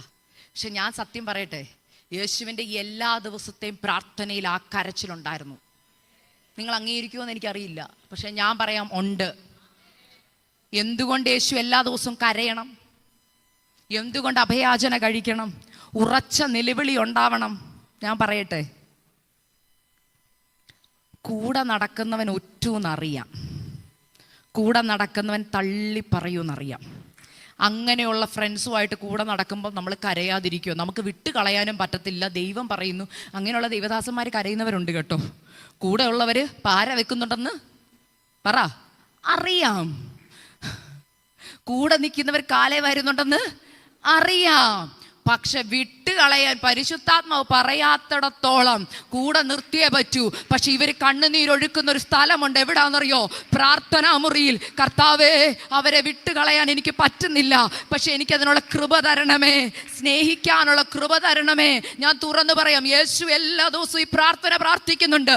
കാരണം യൂദായെ നേരിട്ട് കാണുമ്പോഴും പത്രോസിനെ കാണുമ്പോഴും യേശുവിൻ്റെ ഉള്ളിൽ നിന്ന് ആ ഹല്ലേലൂയ കണ്ണുനീര് വരുന്നുണ്ട്. ഇങ്ങനെ പ്രാർത്ഥിച്ച ആളാണ് യേശു. അപ്പോൾ യേശു നമുക്ക് മാതൃക കാണിച്ചു തന്നപ്പോഴും നമ്മൾ പ്രാർത്ഥിക്കേണ്ടത് എങ്ങനെയാ? കണ്ണുനീര്. ഇനി അടുത്തൊരു കാര്യം, നിങ്ങളുടെയൊക്കെ കുഞ്ഞുങ്ങളെ നിങ്ങൾ ആശുപത്രിയിൽ കൊണ്ടുപോകാറുണ്ടോ? ഇല്ലേ? വാക്സിൻ എടുപ്പിക്കാറുണ്ടോ? ഉണ്ടോ? ഉണ്ടായ കുഞ്ഞുങ്ങളെ വാക്സിൻ എടുപ്പിക്കാറുണ്ടോ? പിന്നെ അടുത്ത ഡോക്ടർ പറയും ഇന്ന സമയത്ത് വരണം, അടുത്ത വാക്സിൻ ഉണ്ട്. നിങ്ങൾ എന്ത് പറഞ്ഞാൽ നിങ്ങളുടെ പിള്ളേരെ ആശുപത്രിയിൽ കൊണ്ടുപോകുന്നേ? വാ മക്കളെ കുത്തിവെക്കാൻ പോകുമെന്ന് പറഞ്ഞാൽ വരുമോ? നിങ്ങൾ എന്ത് പറഞ്ഞാൽ കൊണ്ടുപോകുന്നേ? പറ. രാവിലെ എഴുന്നേൽപ്പിച്ച് കുളിപ്പിച്ച് നല്ല ഉടുപ്പൊക്കെ ഇടിയിച്ച് ബാ മക്കളെ നമുക്ക്. അയ്യോ, ഞാൻ നിങ്ങളെ നുണ പറഞ്ഞൊന്നു വരെ നാക്കുന്നൊന്നും അങ്ങനെ ഒന്നും ചിന്തിക്കട്ടെ. സത്യം പറ. എന്ത് പറഞ്ഞാൽ വാക്സിൻ എടുക്കാൻ കൊണ്ടുപോകുന്നേ? ടാറ്റ പോവാം. അതെ, കുഞ്ഞു പിള്ളേരാണെ ടാറ്റ പോവാം, മമ്മ മിഠായി മേടിച്ചു തരാം, അല്ലേ, ഐസ്ക്രീം മേടിച്ചു തരാം എന്നൊക്കെ പറഞ്ഞല്ലേ കൊണ്ടുപോകുന്നേ.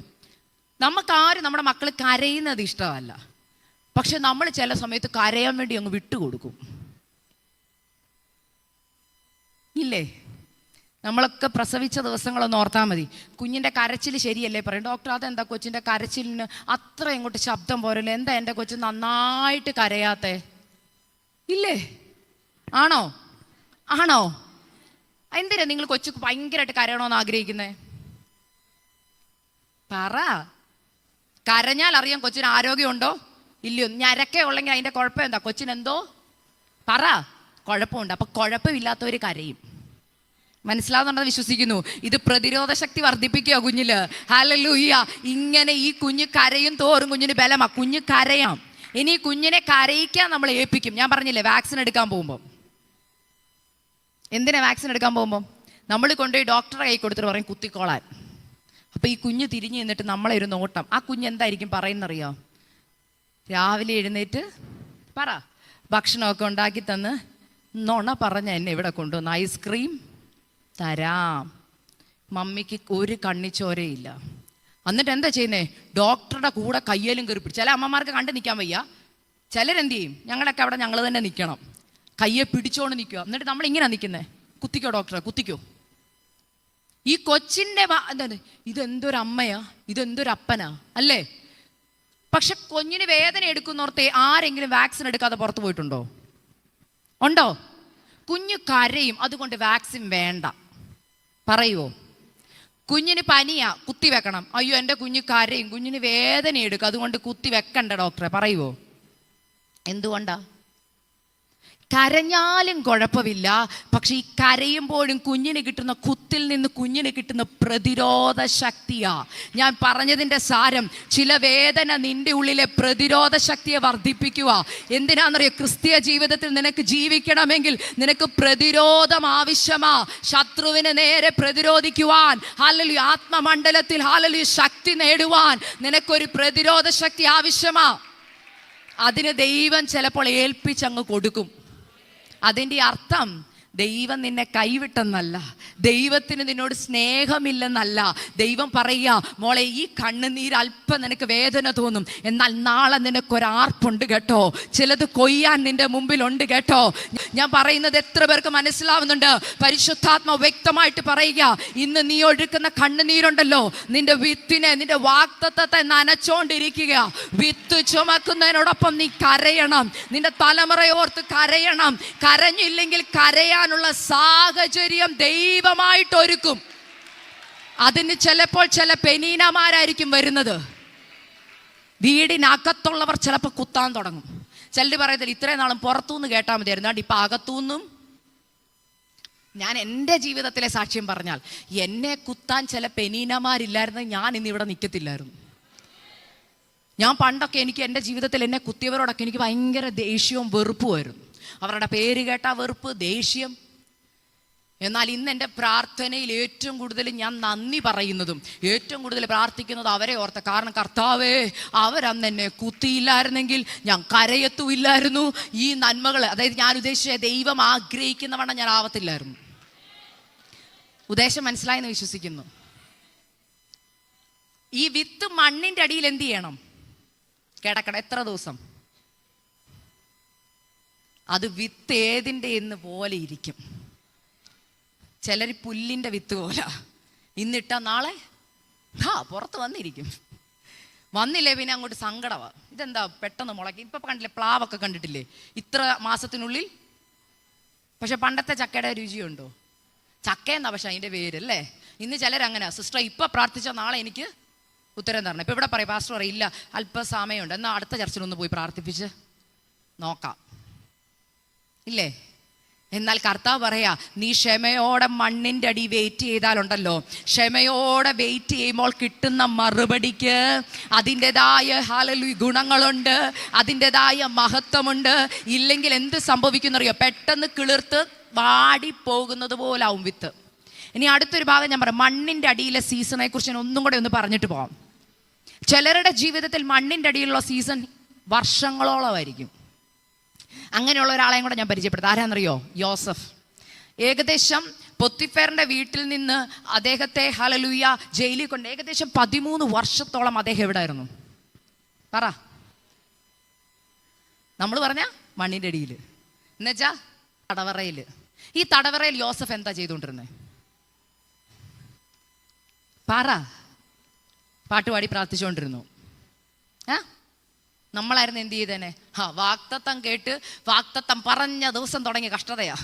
ഇപ്പതേ ഞാനും കൂടെ പ്രസംഗിച്ച് കഴിയുമ്പോൾ ഇന്ന് എല്ലാവരും തീരുമാനമൊക്കെ കൊടുക്കും, ഇന്ന് ഞാൻ ബൈബിളിൻ്റെ പറയിലല്ല, ഇനിയും തൊട്ട് ഞാൻ വിത്ത് ചുമന്നുകൊണ്ട് നടക്കാൻ പോവാ, കരയാൻ പോവാ, പ്രാർത്ഥിക്കാൻ പോവാ. അങ്ങോട്ട് വീട്ടിലോട്ട് ചെല്ലുമ്പോൾ ദാണ്ട് ചിലപ്പോൾ തടവറയായിരിക്കാം, ചേട്ടന്മാരെടുത്ത് പൊട്ടക്കിണറ്റിലിടുമായിരിക്കും. അപ്പോൾ പറയും, അല്ലേലും എനിക്ക് ഇതായിരുന്നെന്നറിയാം, അല്ലേലും എനിക്ക് ഇങ്ങനെയൊക്കെ വരുമെന്ന് അറിയാം.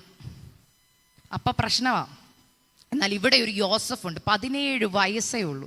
ആ 17 വയസ്സുള്ള യോസഫിൻ്റെ പക്വത നിങ്ങൾ മനസ്സിലാക്കണം. എന്തായാലും അറിയാതെ ചേട്ടന്മാരോട് പറഞ്ഞു പോയി. അവർ പിടിച്ചെവിടെ ഇട്ടു? മണ്ണിൻ്റെ അടിയിൽ ആദ്യം ഇടൂ. എപ്പോഴാ? പൊട്ടക്കിണറ്റിലിട്ടു. പൊട്ടക്കിണറ്റിൽ നിന്ന് പൊക്കി വീണ്ടും എവിടെ കൊണ്ടുവന്നു? അതാ പറഞ്ഞു, ചിലർക്കുണ്ട് കുറച്ച് നേരം 2-3 വർഷം കഷ്ടതയായിരിക്കും, പിന്നെ കർത്താവ് ഒരു ഇച്ചിരി ഉയർച്ച കൊടുക്കും, പിന്നെ വീണ്ടും വലിയൊരു കഷ്ടതയിലോട്ട് കൊണ്ടിടും. അപ്പം നമ്മൾ ഓർക്കും, ഇതെന്ത് എൻ്റെ ജീവിതത്തിൽ മാത്രം എന്താ? ചെല്ലി പറത്തില്ലേ, ഒന്ന് പച്ച വെച്ചൊന്ന് കയറി വന്നാണ്ട് അടിച്ച് താഴോട്ടിട്ട്. ഓർത്തോണം, വാക്തത്വം വലുതാ, വാക്തത്വം വലുതാ, വാക്തത്വം വലുതാ. മണ്ണിൻ്റെ അടിയിലെ സീസൺ ദൈർഘ്യം കൂടുന്തോറും ഓർത്തോ, അകത്ത് കിടക്കുന്ന വിത്ത് സാധാ വിത്തല്ല. ഹല്ലേലൂയ. അനേകരുടെ മുമ്പിൽ ഫലഭൂഷ്ടിയായി നിൽക്കേണ്ട ഒരു വൃക്ഷമാ നീ. ഹല്ലേലൂയ. സാധാ വിത്താണെങ്കിൽ തീർന്നു. എന്നാൽ ഹല്ലേലൂയ, യോസഫിന് ഇത് അറിയായിരുന്നു, ഞാൻ സാധാ ഒരു സ്വപ്നമല്ല കണ്ട. ഇന്ന് ഞാൻ വണ്ടിയിൽ വന്നപ്പോൾ ഇങ്ങനെ പെട്ടെന്ന് എൻ്റെ ഉള്ളിൽ വന്നൊരു ചിന്തയാ, യോസഫ് തുടങ്ങിയത് സ്വപ്നത്തിലാ, അവൻ്റെ വാഗ്ദത്തം നിവർത്തി തീർന്നതും ഒരു സ്വപ്നത്തിലാ, ഇല്ലേ? അപ്പം നമ്മളെ ഏതിലാണ് നമ്മളെ ശത്രു വീഴ്ത്താൻ നോക്കിയത്? നമ്മളെ എന്തു പറഞ്ഞാണ് ആൾക്കാർ കളിയാക്കാൻ നോക്കിയത്? ഇപ്പം ചിലരുണ്ട്, ചിലർ പാടാൻ കയറുമ്പോൾ അവരെ പാട്ട്, എന്തോ പാടി ഈ പാട്ട്, എന്തോ പാട്ടാ നിങ്ങൾ പാടുന്നത്, അങ്ങനെ പറഞ്ഞിട്ടുണ്ടെങ്കിൽ നിങ്ങൾ ഓർത്തോ, നിങ്ങൾ വലിയ പാട്ടുകാരിയാവും. തുറന്ന് പറയുക. ഞാൻ പണ്ടൊരിടത്തെ ഒരു പ്രസംഗത്തിന് നിൽക്കുക വേദിയിൽ, താലന്ത് പരിശോധനയാ. പ്രസംഗം എല്ലാം കഴിഞ്ഞ് ഇറങ്ങി വന്നപ്പോൾ ഒരാൾ എന്നെ തട്ടിയിട്ട് ചോദിച്ചു, എന്തുവാ അവിടെ കിടന്ന് പറഞ്ഞത്? ഞങ്ങൾക്ക് മനസ്സിലായില്ല, ജഡ്ജസിന് മനസ്സിലായില്ല. ഞാൻ പറഞ്ഞു, പപ്പ എഴുതി തന്നത്. അതിൻ്റെ അറിയാനുണ്ടായിരുന്നു, ആദ്യം ഇടയ്ക്കുള്ള ലൈൻ വിട്ടപ്പോൾ പോയി. അന്നേരം എന്നോട് പറഞ്ഞു, അറിയാവുന്ന പണിയെ ചെയ്യാവുള്ളൂ. നമ്മളോടൊക്കെ പറയാറില്ലേ? അങ്ങനെ പറഞ്ഞ അങ്കിളിനെ ഓർത്ത് ഞാൻ ഈ വേദിയിൽ ദൈവത്തെ സ്തുതിക്കുന്നു. അങ്ങനെയൊക്കെ പറയാൻ ആളുള്ളപ്പോഴാണ് നമ്മൾ ശക്തമായിട്ട് പ്രാർത്ഥിക്കുന്നത്. ആഹാ, ചേട്ടന്മാര് പറഞ്ഞു നീ ഭയങ്കര സ്വപ്നക്കാരനാന്ന്. ആടെ സ്വപ്നത്തിന്റെ തലവനാക്കി. ഇപ്പൊ ആരുടെ സ്വപ്നമൊക്കെയാ വ്യാഖ്യാനിക്കുന്നേ? സാധാ ആൾക്കാരുടെ ഒന്നുമല്ല, രാജാക്കന്മാരുടെ സ്വപ്നങ്ങളൊക്കെയാ. മനസ്സിലായോ? കേന്ദ്രതലത്തിലെ സ്വപ്നങ്ങളൊക്കെയാ വ്യാഖ്യാനിക്കുന്നത്. നിങ്ങൾ പണ്ട് എനിക്കിട്ട പേരിന് നന്ദി. ശരിക്കും യോസഫ് ആർക്കാ നന്ദി പറയേണ്ടത്? പറ. സഹോദരന്മാർക്ക്. പുള്ളി അറിയാതൊന്ന് ചിലരെയൊക്കെ ഉണ്ട്, ആണ്ട പോകുന്നടാ പാസ്റ്റർ. കൊച്ചു പിള്ളേരെ വിളിക്കത്തില്ലേ ചിലർ? ആണ്ട് അവൻ ഭയങ്കര പ്രവാചകൻ. കൊച്ചു പിള്ളേരൊക്കെ ചുമ്മാ കളിയാക്കി വിളിക്കും, പക്ഷെ ഭാവിയിൽ അവരാരായിട്ട് നിൽക്കുമെന്നറിയോ? പാസ്റ്റർ. ചിലരുണ്ട് പാസ്റ്ററുടെ അമ്മാമ്മയാവുന്നൊക്കെ പറയും, ഇല്ലേ? അവളെ കണ്ട ഒരു പാസ്റ്റർ അമ്മാമ്മയുടെ ലുക്ക് ഉണ്ടെന്നൊക്കെ പറയും. അപ്പം പിള്ളേർക്ക് ഇഷ്ടപ്പെടത്തില്ല, പക്ഷെ നാളെ നോക്കി അവർ പാസ്റ്റർ അമ്മമാരാ ആക്കിയെടുക്കും. ഇന്ന് ചിലതിനെയൊക്കെ നോക്കി കളിയാക്കുമ്പോൾ സൂക്ഷിച്ച് കളിയാക്കിക്കോ. എന്തുവാ കളിയാക്കുന്നത്? സ്വർഗം അങ്ങ് എഴുതിയിടും. കർത്താവ് പറയും താങ്ക് യു പറഞ്ഞു തന്നതിന്. എന്താണെന്നറിയാമോ? ഞാൻ അതിനെ അങ്ങ് ഉറപ്പിക്കുക സീലിട്ട്.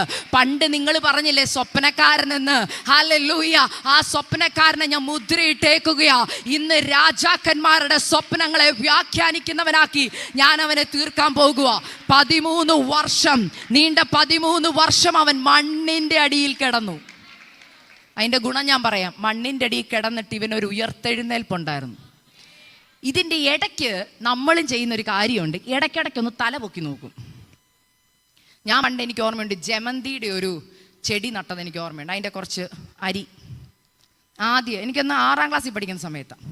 അപ്പം മമ്മി പറഞ്ഞു വിത്തിട്ടിട്ട് വെള്ളം ഒഴിച്ചാൽ മതി. ഞാൻ എല്ലാ ദിവസവും സ്കൂൾ കഴിഞ്ഞ് വരുമ്പോൾ നോക്കുമ്പം ഒന്നും പുറത്തില്ല.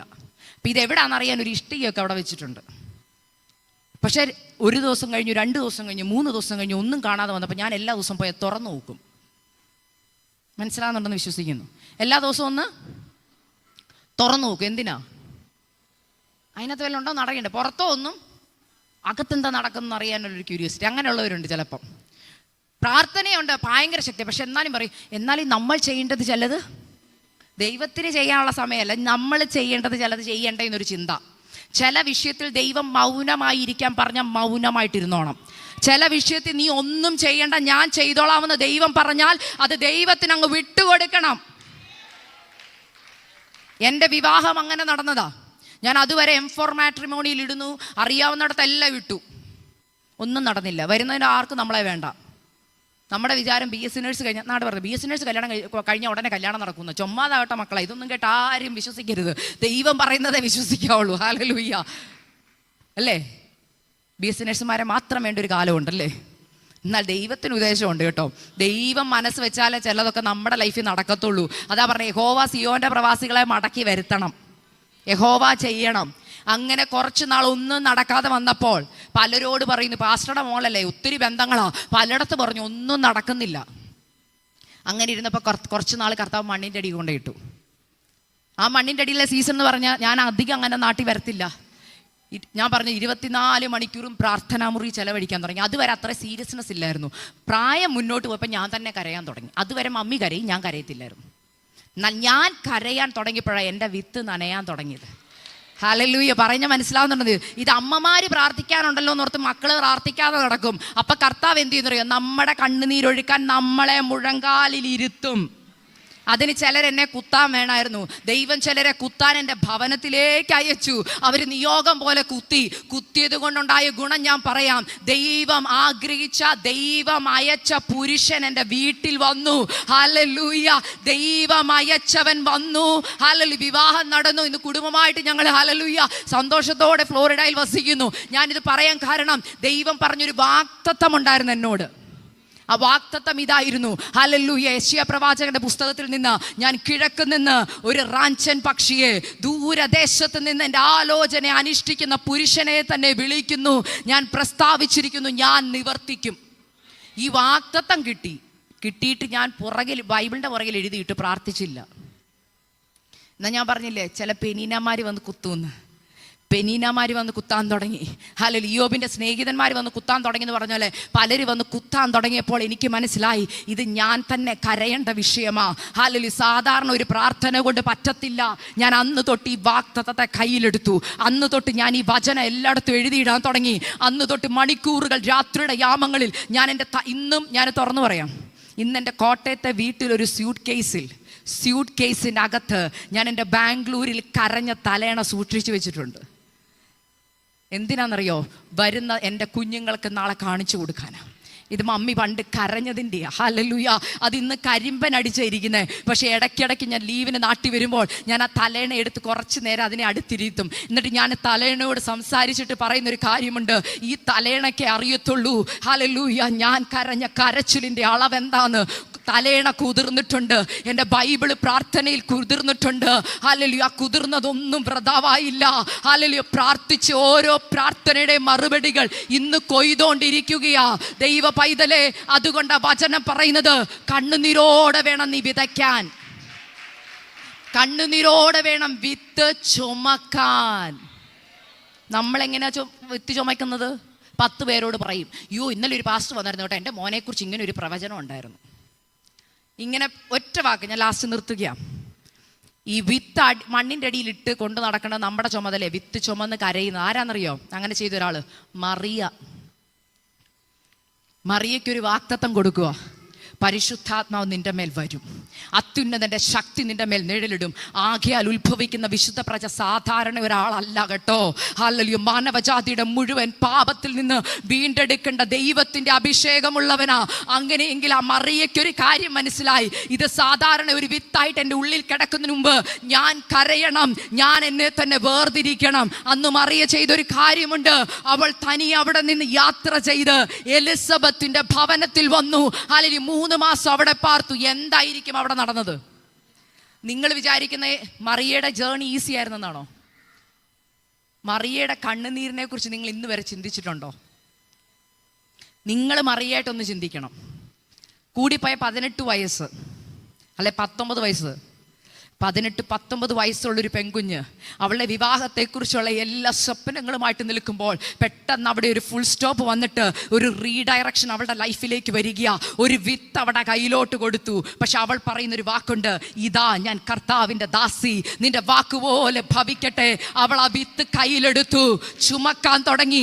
ഓരോ ദിവസവും അവൾ കഴിയും തോറും അവളുടെ കണ്ണുനീരിൻ്റെ അവസ്ഥ കൂടുകയാ. കാരണം മറ്റുള്ളവരവളെ കുത്തുമെന്ന് അവൾക്കറിയാം. ഹല്ലേലൂയ. നാട്ടുകാരവളെ കളിയാക്കുമെന്ന് അവക്കറിയാം. എന്നാൽ ഓരോ വാക്കിന്റെ മുമ്പിലും അവൾ ഹല്ലേലൂയ കണ്ണുനീരൊഴുക്കുകയാ. ഓരോ കണ്ണുനീരിന്റെ മുമ്പിലും ആ വിത്ത് അവിടെ ഉദരത്തിൽ വളർന്നുകൊണ്ടിരുന്നു.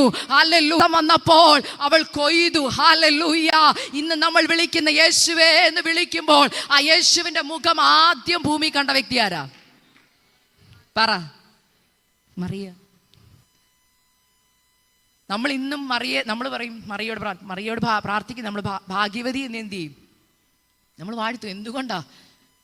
നിങ്ങൾ ഇന്ന് വരെ മറിയയുടെ ഭാഗ്യത്തെക്കുറിച്ച് ചിന്തിച്ചിട്ടുണ്ടോ? ഞാൻ ചിന്തിക്കും, തൻ്റെ സൃഷ്ടാവ്, ഒന്ന് ഓർത്ത് നോക്കിക്കേ, തൻ്റെ സൃഷ്ടാവ് തൻ്റെ ഭാവിയുടെ നിർണയം നിർണയിക്കുന്നവനാ തൻ്റെ കയ്യിലിരിക്കുന്നത്. ഹല്ലേലൂയ. സാധാ ഒരു വാഗ്ദത്തം അല്ല കേട്ടോ. ഹല്ലേലൂയ. മറിയ ഹല്ലേലൂയ തലമുറയെ കയ്യിലെടുക്കുമ്പോൾ മറിയയ്ക്ക് പറയാൻ ഒത്തിരി കാര്യങ്ങളുണ്ട്. പക്ഷേ മറിയെ ദൈവം മറന്നു കളഞ്ഞില്ല. കാരണം മറിയ വെറുതെ അങ്ങ് വാഗ്ദത്തം കേട്ടിട്ട് പരിശുദ്ധാത്മാവ് ചെയ്യുന്നല്ലേ പറഞ്ഞു. എന്നാൽ പരിശുദ്ധാത്മാവ് അങ്ങ് ചെയ്യട്ടെ എന്ന് ഓർത്തിരുന്നോ? അവൾ ചെയ്യേണ്ടത് അവൾ ചെയ്തു. അവൾ നടന്നു. അവൾ അല്പനാൾ മണ്ണിൻ്റെ അടിയിൽ പോയി. എത്ര നാളാ? 3 മാസം. എവിടെയാ? എലിസബത്തിന്റെ അടുക്കൽ. അതിനെക്കുറിച്ച് ഞാൻ ദൂത് പറഞ്ഞിട്ടുണ്ട് പലപ്പോഴും. ഹല്ലേലൂയ. ഞാനും ഇതിനെക്കുറിച്ച് വലിയ ഗമനിച്ചിട്ടില്ല. ഞാൻ ഓർത്ത എലിസബത്തിന്റെ ഹല്ലേലൂയ അടുക്കൽ സന്തോഷത്തോട് പോയതാ അല്ലേ? എലിസബത്ത് ഗർഭിണിയായെന്ന് അറിഞ്ഞുകൊണ്ട് പോയതാ. ശരിക്കും അതാണോ അതിൻ്റെ അർത്ഥം? ആണോ? അല്ല. വാഗ്ദത്തം നേരത്തെ പ്രാപിച്ചവരുടെ അടുക്കൽ ഇപ്പോൾ വാഗ്ദത്തം കിട്ടിയവർ പോയാൽ ഗുണം എന്നറിയോ? 2 പേരും പോസിറ്റീവേ പറയത്തുള്ളൂ. അവരുടെ ഇടയിൽ നെഗറ്റീവിന് സ്ഥാനമില്ല. നമ്മൾ പലപ്പോഴും വാഗ്ദത്തം കിട്ടിയിട്ട് പോകുന്നത് നെഗറ്റീവ് പറയുന്നവരുടെ അടുക്കലാണ്. അപ്പം നമ്മൾ പിന്നെ വരുന്നത് ഡൗട്ടുമായിട്ടാണ്. ഞാനൊരു ദൂത് പറയാം നിങ്ങളോടെ. മാതാക്കളോടൊരു ദൂത് പറയുക, യങ് മദേഴ്സിനോടൊരു ദൂത് പറയുക. വാഗ്ദത്ത തലമുറ ഉദരത്തിലുണ്ടെങ്കിൽ ഓർത്തോ, പ്രതികൂലത്തിൻ്റെ നടുവിലായിരിക്കും നീ നടക്കുന്നത്. ഹല്ലേലൂയ. വാഗ്ദത്ത തലമുറ ഉദരത്തിലുണ്ടെങ്കിൽ ഓർത്തോ, എല്ലാ മേഖലയിൽ നിന്നും ഹല്ലേലൂയ ശുശ്രൂഷയ്ക്കെതിരെയും ജീവിതത്തിനെതിരെയും കുത്തുകൾ വരും. പക്ഷെ വാഗ്ദത്തമുള്ള തലമുറ പുറത്തു വരണമെങ്കിൽ മാതാപിതാക്കളെ നിങ്ങൾ ഉപവസിക്കണം, നിങ്ങൾ പ്രാർത്ഥിക്കണം. ഈ കാലഘട്ടത്തിൽ നിങ്ങളുടെ ഉദരത്തിൽ ജനിക്കുന്ന തലമുറകൾ ഹല്ലേലൂയ അഭിഷക്തന്മാരായി എഴുന്നേൽക്കാൻ ഹല്ലേലൂയ ഗർഭാവസ്ഥയിലെ ഉപവസിച്ച് പ്രാർത്ഥിക്കണം. എന്നോട് പലരും പറഞ്ഞു ഉപവസിച്ചതുകൊണ്ട് പ്രാർത്ഥിച്ചതുകൊണ്ട് കുഞ്ഞിന് അധികം വെയിറ്റ് ഒന്നും കാണത്തില്ലെന്ന്. നിങ്ങളെല്ലാവരും കേൾക്കണം, ശരിയല്ലേ? ഉപവസിച്ച് പ്രാർത്ഥിച്ചാൽ എന്താ പറ്റുന്നേ? പ്രോപ്പറായിട്ട് ഭക്ഷണം കഴിച്ചാൽ എന്നാ പറ്റും? കുഞ്ഞിന് വേണ്ട ന്യൂട്രീഷൻ ഒന്നും കിട്ടത്തില്ല. സത്യവാ. ഞാൻ ആശുപത്രിയിലോ പോകുന്നില്ല, അതുകൊണ്ട് എല്ലാ ദിവസവും പോയി വെയിറ്റ് ചെക്ക് ചെയ്തപ്പോൾ ഉപവാസം തുടങ്ങിയപ്പോൾ എത്രയുണ്ടായിരുന്നു അത്രയും തന്നെ ഉള്ളായിരുന്നു 9 മാസം വരെ. അപ്പോൾ ഉള്ളിൽ എന്ത് വരും? സംശയം വരുമ്പോൾ ഭയം വരും. ഇങ്ങനെ പല കാര്യങ്ങൾ എൻ്റെ ഉള്ളിൽ വന്നു. എന്നാൽ പരിശുദ്ധാത്മാവ് ഓരോ വട്ടം എനിക്ക് ഭയം വരുമ്പോഴും എന്നെ പരിശുദ്ധാത്മാവ് ഓർമ്മപ്പെടുത്തിയൊരു കാര്യമുണ്ട്. ഹല്ലേലൂയ, ഞാനല്ലേ നിന്നോട് പറഞ്ഞത്? ആരാ ഈ ഞാൻ? ഹല്ലേലൂയ. ഒരു ദിവസം രാത്രിയിൽ പരിശുദ്ധാത്മാവ് എന്നോട് ഹൃദ്യമായി സംസാരിച്ചൊരു വാക്യമുണ്ട്. ആ വാക്യമാണ് ഇപ്പോഴും എൻ്റെ സ്ട്രെങ്ത് എന്ന് പറയുന്നത്. ഏത് പ്രതിസന്ധിയെ നോക്കി ഞാൻ പ്രവചിക്കുന്ന ഒരു വാക്യമാ. എന്താണെന്നറിയോ? മരിച്ചവരെ ജീവിപ്പിക്കുകയും ഇല്ലാത്തതിനെ ഉള്ളതിനെ പോലെ വിളിച്ചു വരുത്തുവാൻ കഴിവുള്ള സർവശക്തനായ എൻ്റെ ദൈവം. ആ വാക്യത്തിന് ഭയങ്കര ശക്തിയാ. നിന്റെ ജീവിതത്തിന്റെ പ്രതിസന്ധിയെ നോക്കി നീ അത് പറഞ്ഞ ശത്രു വഴിമാറിപ്പോകും. ശത്രു ചുമ്മാ അതും ഇതും പറയുമ്പോൾ നമ്മൾ പേടിക്കാനുള്ളവരല്ല. നമ്മുടെ ദൈവത്തിന്റെ വാക്ക് പറയാൻ നമ്മൾ ധൈര്യത്തോടെ നിന്നിട്ട് പറയണം, ഈ വിഷയത്തിൽ ഞാൻ കുലുങ്ങത്തില്ല. കാരണം മരിക്കുമെന്ന് പറഞ്ഞാൽ പറയണം, മരിച്ചെങ്കിൽ ജീവിപ്പിക്കാൻ എൻ്റെ ദൈവത്തിന് കഴിയും. ഹല്ലേലൂയ. നിന്റെ ശരീരത്തിൽ ഒരു അവയവം എടുത്തു കളയണമെന്ന് ശത്രു പറയുമ്പോൾ പറയണം, ഹല്ലേലൂയ. അങ്ങനെയെങ്കിൽ അങ്ങനെ, പക്ഷെ ഇല്ലാത്തതിനെ ഉള്ളതിനെ പോലെ വിളിച്ചു വരുത്തുവാൻ എൻ്റെ ദൈവത്തിന് കഴിയും. ഹല്ലേലൂയ. ഇല്ലാത്തതിനെ ഉള്ളതിനെ പോലെ സൃഷ്ടിക്കാൻ കഴിയും. ഞാൻ ഈ വാക്യം ഉദരത്തിൽ വെച്ച് പ്രാർത്ഥിക്കാൻ തുടങ്ങി. എന്നോട് പരിശുദ്ധാത്മാ പറഞ്ഞ പെയിൻ വരും മാത്രം ഹോസ്പിറ്റലിൽ പോയാൽ മതി. അവിടെ വലിയ നമ്മളിവിടുത്തെ പോലെ ഒത്തിരി മരുന്നുകളൊന്നും നമുക്ക് തരത്തില്ല പെട്ടെന്ന്. ഞാൻ ഹോസ്പിറ്റലിൽ പെയിൻ വന്നപ്പോഴാണ് ചെന്നത്. ജാനുവരി 19 രാത്രി അഡ്മിറ്റായി. 20 രാവിലെ 10:15 എനിക്ക് അനുഗ്രഹിക്കപ്പെട്ട ആൺകുഞ്ഞിനെ ദൈവം ദാനമായിട്ട് തന്നു. കുഞ്ഞിൻ്റെ ജെൻഡർ ഒന്നും അറിയത്തില്ല കേട്ടോ, ഞാൻ പറഞ്ഞില്ല ആശുപത്രി പോയിട്ടില്ല. പക്ഷെ ആൺകുഞ്ഞിൻ്റെ തുണിയും ആൺകുഞ്ഞിൻ്റെ പേരുമായിട്ടാണ് ഞാൻ പോയത്. കാരണം വാഗ്ദത്ത തലമുറയാണെന്നറിയാം. ഹല്ലേലൂയ. പലരും എന്നോട് ചോദിച്ചു എങ്ങനെ, ഞാൻ പറഞ്ഞറിയാം. പേര് കുഞ്ഞിൻ്റെ ജെൻഡർ അറിയുന്നതിന് മുമ്പേ ഇട്ടയാളാ. ഹല്ലേലൂയ. അവൻ്റെ പേര് യോവേൽ എന്നാ. ഹല്ലേലൂയ. യോവേൽ എന്ന് പേര് വിട്ടു. വിശ്വാസത്താൽ ആൺകുഞ്ഞിൻ്റെ തുണിയൊക്കെ എടുത്ത് വെച്ചേക്കുക. ഹല്ലേലൂയ. ഡെലിവറി കഴിഞ്ഞ് ആദ്യം എനിക്ക് അറിയേണ്ടത് എന്തായിരുന്നറിയോ? കുഞ്ഞിൻ്റെ വെയിറ്റ്. ഞാൻ ഇങ്ങനെ വെയിറ്റ് ചെയ്ത് കണ്ണിങ്ങനെ തുറന്ന് ഇടയ്ക്കിടയ്ക്ക് കൊച്ചിനെ നോക്കുന്നുണ്ട്. എൻ്റെ ഹസ്ബൻഡാ അംബ്ലിക്കൽ കോഡ് കട്ട് ചെയ്ത്. അപ്പോഴും എൻ്റെ അച്ചാച്ചൻ അറിയാം ഞാൻ എന്താ ഉദ്ദേശിക്കുന്നതെന്ന്. കണ്ണുകളിലേക്ക് ഇങ്ങനെ നോക്കുക. ഡോക്ടറിനോട് അപ്പോൾ എൻ്റെ ഹസ്ബൻഡ് പറഞ്ഞു, ടെസ്റ്റ് മണി പറയാം, എൻ്റെ വൈഫ് ഫാസ്റ്റിംഗ് ആയിരുന്നു. അപ്പോൾ ഡോക്ടർ പറയും, ഫാസ്റ്റിങ്ങോ? അയ്യോ, പ്രഗ്നൻസി പീരീഡ് ഫാസ്റ്റിംഗ് ഒന്നും ഇരിക്കാൻ പാടില്ല. അപ്പോൾ എൻ്റെ ഹസ്ബൻഡ് പറഞ്ഞു, ഇതെല്ലാം കഴിയട്ടെ പിന്നെ പറയാമെന്ന് പറഞ്ഞു ടെസ്റ്റ് മണി. ഹല്ലേലൂയ. ഡോക്ടർ പിന്നെ റൂമിൽ വന്ന് കേട്ടോ ടെസ്റ്റ് മണി കേൾക്കാൻ. Hallelujah, hallelujah. അത് കഴിഞ്ഞ് കുഞ്ഞ് പുറത്ത് വന്നപ്പോൾ എൻ്റെ ആദ്യത്തെ 2 കുഞ്ഞുങ്ങളും, ഞാൻ അവിടുത്തെ രീതിയിലാണ് പറഞ്ഞത്, ഇവിടുത്തെ കണക്ക് ഞാൻ പറയാൻ നോക്കാം. അവിടുത്തെ അനുസരിച്ച് 7 പൗണ്ട്സ് ആയിരുന്നു എൻ്റെ പിള്ളേർ. ഒരാൾ 7 പൗണ്ട്സ് 1 ഔൺസും ഒരാൾ 7 പൗണ്ട്സ് 7 ഔൺസും. എന്നാൽ 3ാമത്തെ ആൾ വന്നപ്പോൾ ആ 2 പേർക്ക് നന്നായിട്ട് ഭക്ഷണം കഴിച്ചു, ഡോക്ടേഴ്സ് ചെക്കപ്പ് ഉണ്ടായിരുന്നു, ഭയങ്കര കെയർ ചെയ്ത കൊച്ചുങ്ങളാണ്. അവർ 7 പൗണ്ടേ ഉള്ളൂ. ഇവനുണ്ടായി. ഞാൻ ആദ്യം നോക്കി ഡോക്ടറോട് ചോദിച്ചു, അച്ഛനോട് ചോദിച്ചു എത്ര വെയിറ്റ് അറിയാനല്ലേ ഈ ആകാംക്ഷ. ഞാൻ പറഞ്ഞു അതെ. കുഞ്ഞിനെ എടുത്തുകൊണ്ട് എൻ്റെ കയ്യിലോട്ട് വന്നിട്ട് പറഞ്ഞു, ഇവൻ 8 പൗണ്ട്സ് 3 ഔൺസ് ഉണ്ട്. അതായത് 3.850 കിലോ ഉണ്ടായിരുന്നു എൻ്റെ കുഞ്ഞ്. ഇന്നും ഞാൻ എൻ്റെ 3 കുഞ്ഞുങ്ങളെക്കാൾ അവനാ കാണാൻ എടുക്കാൻ. മനസ്സിലാകുന്നുണ്ടോ? അപ്പം ഞാൻ ഇവനെ കാണുമ്പോൾ എൻ്റെ ഹസ്ബൻഡ് അവനെ വിളിക്കുന്ന ഒരു ഫാസ്റ്റിംഗ് ബേബി എന്നാണ്. മനസ്സിലായെന്ന് വിശ്വസിക്കുന്നു. അതിൻ്റെ അർത്ഥം എന്നാന്ന് ഞാൻ പറയാം. നമ്മുടെ വിചാരം നമ്മൾ ടേക്ക് കെയർ ചെയ്താലേ നമ്മുടെ കാര്യങ്ങളൊക്കെ നടക്കത്തുള്ളെന്നാ. ഞാൻ ടേക്ക് കെയർ ചെയ്താലേ എൻ്റെ സാമ്പത്തിക ബുദ്ധിമുട്ട് മാറത്തുള്ളെന്നാ. നിങ്ങൾ എന്നെ ഇവിടെ നോക്കുമ്പോൾ, എൻ്റെ ജീവിതത്തിൽ നോക്കി നിങ്ങൾ ചോദിക്കുക, സിസ്റ്ററെ എന്തുവാ പഠിച്ചത്? BSc നേഴ്സാ. എന്തിനാ BSc നേഴ്സ് പഠിക്കാൻ പോയെന്ന് എന്നോട് ചോദിച്ചാൽ ഞാൻ എന്താ പറയുന്നത്? നഴ്സിംഗ് പഠിക്കാനുള്ള കൊതി കൊണ്ട്, ആതുരസേവനം കൊണ്ടൊന്നും അല്ല ദൈവമക്കളെ. സത്യസന്ധമായിട്ട് ഞാൻ പറയുക, നോണ പറയുന്നില്ല. പൈസ ഉണ്ടാക്കാൻ വേണ്ടിയാണ് ഞാൻ നേഴ്സായത്. എനിക്ക് അങ്ങനെ വലിയ ആതുരസേവനം ചെയ്യണമെന്നുള്ള ആഗ്രഹമൊന്നും ഇല്ലായിരുന്നു. എനിക്ക് നന്നായിട്ട് പൈസ ഉണ്ടാക്കണമായിരുന്നു. എൻ്റെ അംബീഷൻ അതായിരുന്നു. എന്നാൽ ഈ അംബീഷൻ അറിയാവുന്ന കർത്താവ് എന്താ ചെയ്തെന്നറിയോ? നേഴ്സിംഗ് ഞാൻ പഠിച്ചതും എൻ്റെ കഴിവ് കൊണ്ടല്ല, എൻ്റെ അപ്പയമ്മയല്ല എന്നെ പഠിപ്പിച്ചത്. അത്ഭുതത്തിൻ്റെ സാക്ഷ്യമാത്. ഹല്ലേലൂയ. നേഴ്സിംഗ് പഠിച്ചത് ഫ്രീ ആയിട്ടാണ്. നേഴ്സിംഗ് കഴിഞ്ഞ് ഹല്ലേലൂയ അമേരിക്കയിൽ പോയി, അവിടെ പോയി 6 അങ്ങോട്ട് എഴുതി ജോലിയൊക്കെ കിട്ടാൻ വേണ്ടി നിന്നപ്പോഴാണ് കർത്താവ് തൻ്റെ വേലയ്ക്ക് വേണ്ടി അങ്ങോട്ട് വിളിച്ചത്. വിശ്വസിക്കാൻ പറ്റുന്നുണ്ടോ? അന്ന് ഞാൻ ദൈവത്തോട് ചോദിച്ചൊരു ചോദ്യമേ ഉള്ളൂ. എൻ്റെ പപ്പ, മമ്മി, എനിക്ക് 3 അനിയത്തിമാർ. ഞങ്ങൾ വാടക വീട്ടിലാണ് താമസിക്കുന്നത്. സ്വന്തമായിട്ട് 1 സെൻറ്റ് സ്ഥലമോ വീടോ വസ്തുവോ ഒന്നുമില്ലാത്തവരായിരുന്നു ഞങ്ങൾ. ഞാൻ പറയുന്നത് നിങ്ങൾക്ക് ഊഹിക്കായിരിക്കും. കർത്താവിൻ്റെ വേലയ്ക്ക് വേണ്ടി ഇറങ്ങിയ ഒരു അപ്പനും അമ്മയും. ഹല്ലേലൂയ. സ്വന്തമായിട്ട് വീടില്ലായിരുന്നു, വസ്തു ഇല്ലായിരുന്നു, 1 സെൻറ്റ് സ്ഥലം പോലും അപ്പയ്ക്കോ അമ്മയ്ക്കോ ഇല്ല. വാടക വീട്ടിലാണ് ജീവിച്ചത്. 3 അനിയത്തിമാരുടെ ഭാവി ഞാൻ നോക്കണം. എല്ലാ ബാധ്യതകളും ഉള്ളപ്പോൾ കർത്താവ് വിളിക്കുക എൻ്റെ വേലയ്ക്കിറങ്ങാൻ. വിശ്വസിക്കാൻ പറ്റുന്നവർ വിശ്വസിക്കുക. എല്ലാം വിട്ട് നീ എൻ്റെ വേലയ്ക്കിറങ്ങാൻ പറ. അപ്പം ഞാൻ കർത്താവിനോട് ചോദിച്ചു, കർത്താവേ 1 വർഷം ഒന്ന് ജോലി ചെയ്ത് ഇച്ചിരി കാശുണ്ടാക്കി ഒരു മാന്യമായ ഒരു വീട് മേടിച്ച്, ഇങ്ങനെ കുറേ അങ്ങോട്ട് ചോദിച്ചപ്പോൾ കർത്താവ് എന്നോടൊരു ക്വസ്റ്റ്യൻ ചോദിച്ചു. ആ ചോദ്യം ഇതായിരുന്നു, മോളെ ഇത്രയും നാൾ നടത്തിയത് ആരാ? ഞാൻ പറഞ്ഞു, കർത്താവാ. നീ അധ്വാനിച്ചതാണോ? ഞാൻ പറഞ്ഞു, അല്ല. അപ്പൻ അധ്വാനിച്ചതാണോ? അല്ല. ഓരോ ദിവസവും ഞാനിത് പറയുമ്പം നിങ്ങൾ ഓർക്കും, ഇതാണ് എന്നെ അറിയാവുന്നവർ ഇതിനകത്തുണ്ട്, എൻ്റെ പേരൻസിനെ അറിയാവുന്നവരുണ്ട്. നിങ്ങളല്ലെങ്കിൽ കോട്ടയത്ത് വന്ന് അന്വേഷിച്ചാൽ മതി. അന്നന്നത്തെ ആഹാരം പോലും പ്രാർത്ഥിച്ചു മേടിച്ചവരാ ഞങ്ങൾ 4 കുഞ്ഞുങ്ങൾ. അല്ലാതെ പപ്പ പോയിട്ട് വരുമ്പോൾ ഉണ്ടെന്നും മാസം ഇത്ര വരുമാനം കിട്ടുമെന്നല്ല, വിശ്വാസ ജീവിതം ചെയ്തവരാ. അതുകൊണ്ട് അടുത്ത നേരത്തെ ആഹാരം വേണമെങ്കിൽ മമ്മി പറയും പോയിരുന്ന് പ്രാർത്ഥിക്കാൻ. അങ്ങനെ ഓരോ ദിവസം കഴിഞ്ഞു പോയത്, ഓരോ നേരം കഴിഞ്ഞു പോയത്. അപ്പം നമുക്ക് പറയാൻ പറ്റുമോ എങ്ങനെയാ ഭാവിയെന്ന്? എന്നാൽ അമേരിക്കയിലെത്തി ഇപ്പം ജോലി ചെയ്ത് പൈസ ഉണ്ടാക്കാമെന്ന് കർത്താവ് പറയുക, എല്ലാം വിട്ട് എൻ്റെ വേലയ്ക്ക് ഇറങ്ങാൻ പറഞ്ഞു. ഭയങ്കര ബുദ്ധിമുട്ടായിരുന്നു. എന്നാൽ എനിക്ക് ഒരു കാര്യം മനസ്സിലായി, കർത്താവിൻ്റെ വേലയ്ക്ക് വേണ്ടി എന്നെ ഇറക്കുന്നുണ്ടെങ്കിൽ കർത്താവ് അനാഥരായി വിടത്തില്ല. കർത്താവ് പ്രൊവൈഡ് ചെയ്യുമെന്ന് എനിക്കറിയാമായിരുന്നു. ഞാൻ ഒരു ഒറ്റ കാര്യം നിങ്ങളോട് പറയുക, കണ്ണുനീരോടെ വിതയ്ക്കുന്നവർ ആർപ്പോടെ കൊയ്യും. ഞാനിത് ഭൗതികമായത് മാത്രമല്ല പറയുന്നത്. അങ്ങനെ ചിന്തിക്കരുത്.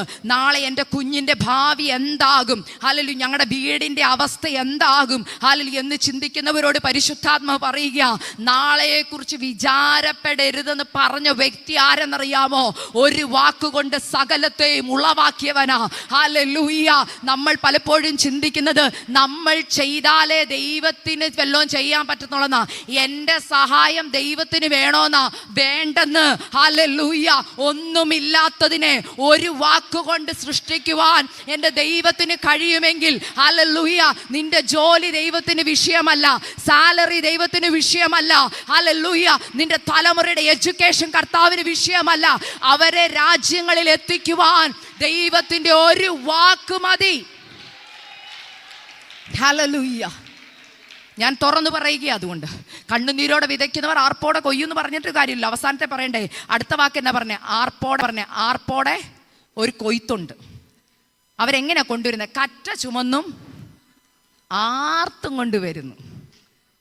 ഇപ്പം ഈ ആർപ്പ് വിളിച്ച് ഇവർ കറ്റയും കൊണ്ട് വരുമ്പോൾ ആൾക്കാർ ചോദിക്കും, ഓ നിങ്ങൾക്ക് എന്താ ഇത്രയും കൊട്ടിപ്പാട്ട്? അപ്പം ഇവർ പറയും, ആ സന്തോഷം കൊണ്ടാ.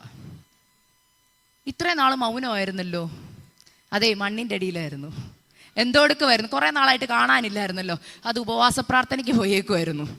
ഉപവാസത്തിലും കല്യാണത്തിനൊന്നും കാണുന്നില്ലല്ലോ. അത് ഉപവാസവും പ്രാർത്ഥനയായിരുന്നു. ഉപവാസം പ്രാർത്ഥിച്ചിട്ട് വല്ലതും കിട്ടിയോ? ആണ്ട വരുന്നുണ്ട് പുറകെ ജാഥയായിട്ട്. എന്തുവാ വരുന്നേ? ചിലർ മടങ്ങി വരുക. സിയോന്റെ പ്രവാസികൾ ദാണ്ട് വരി വരിയായിട്ട് വരികയാ. ഹല്ലേലൂയ. നിനക്ക് വേണ്ടി ദൈവം പറഞ്ഞ വാഗ്ദത്തങ്ങൾ ഓരോന്നും ദാണ്ട് വരി വരിയായി വരികയാ.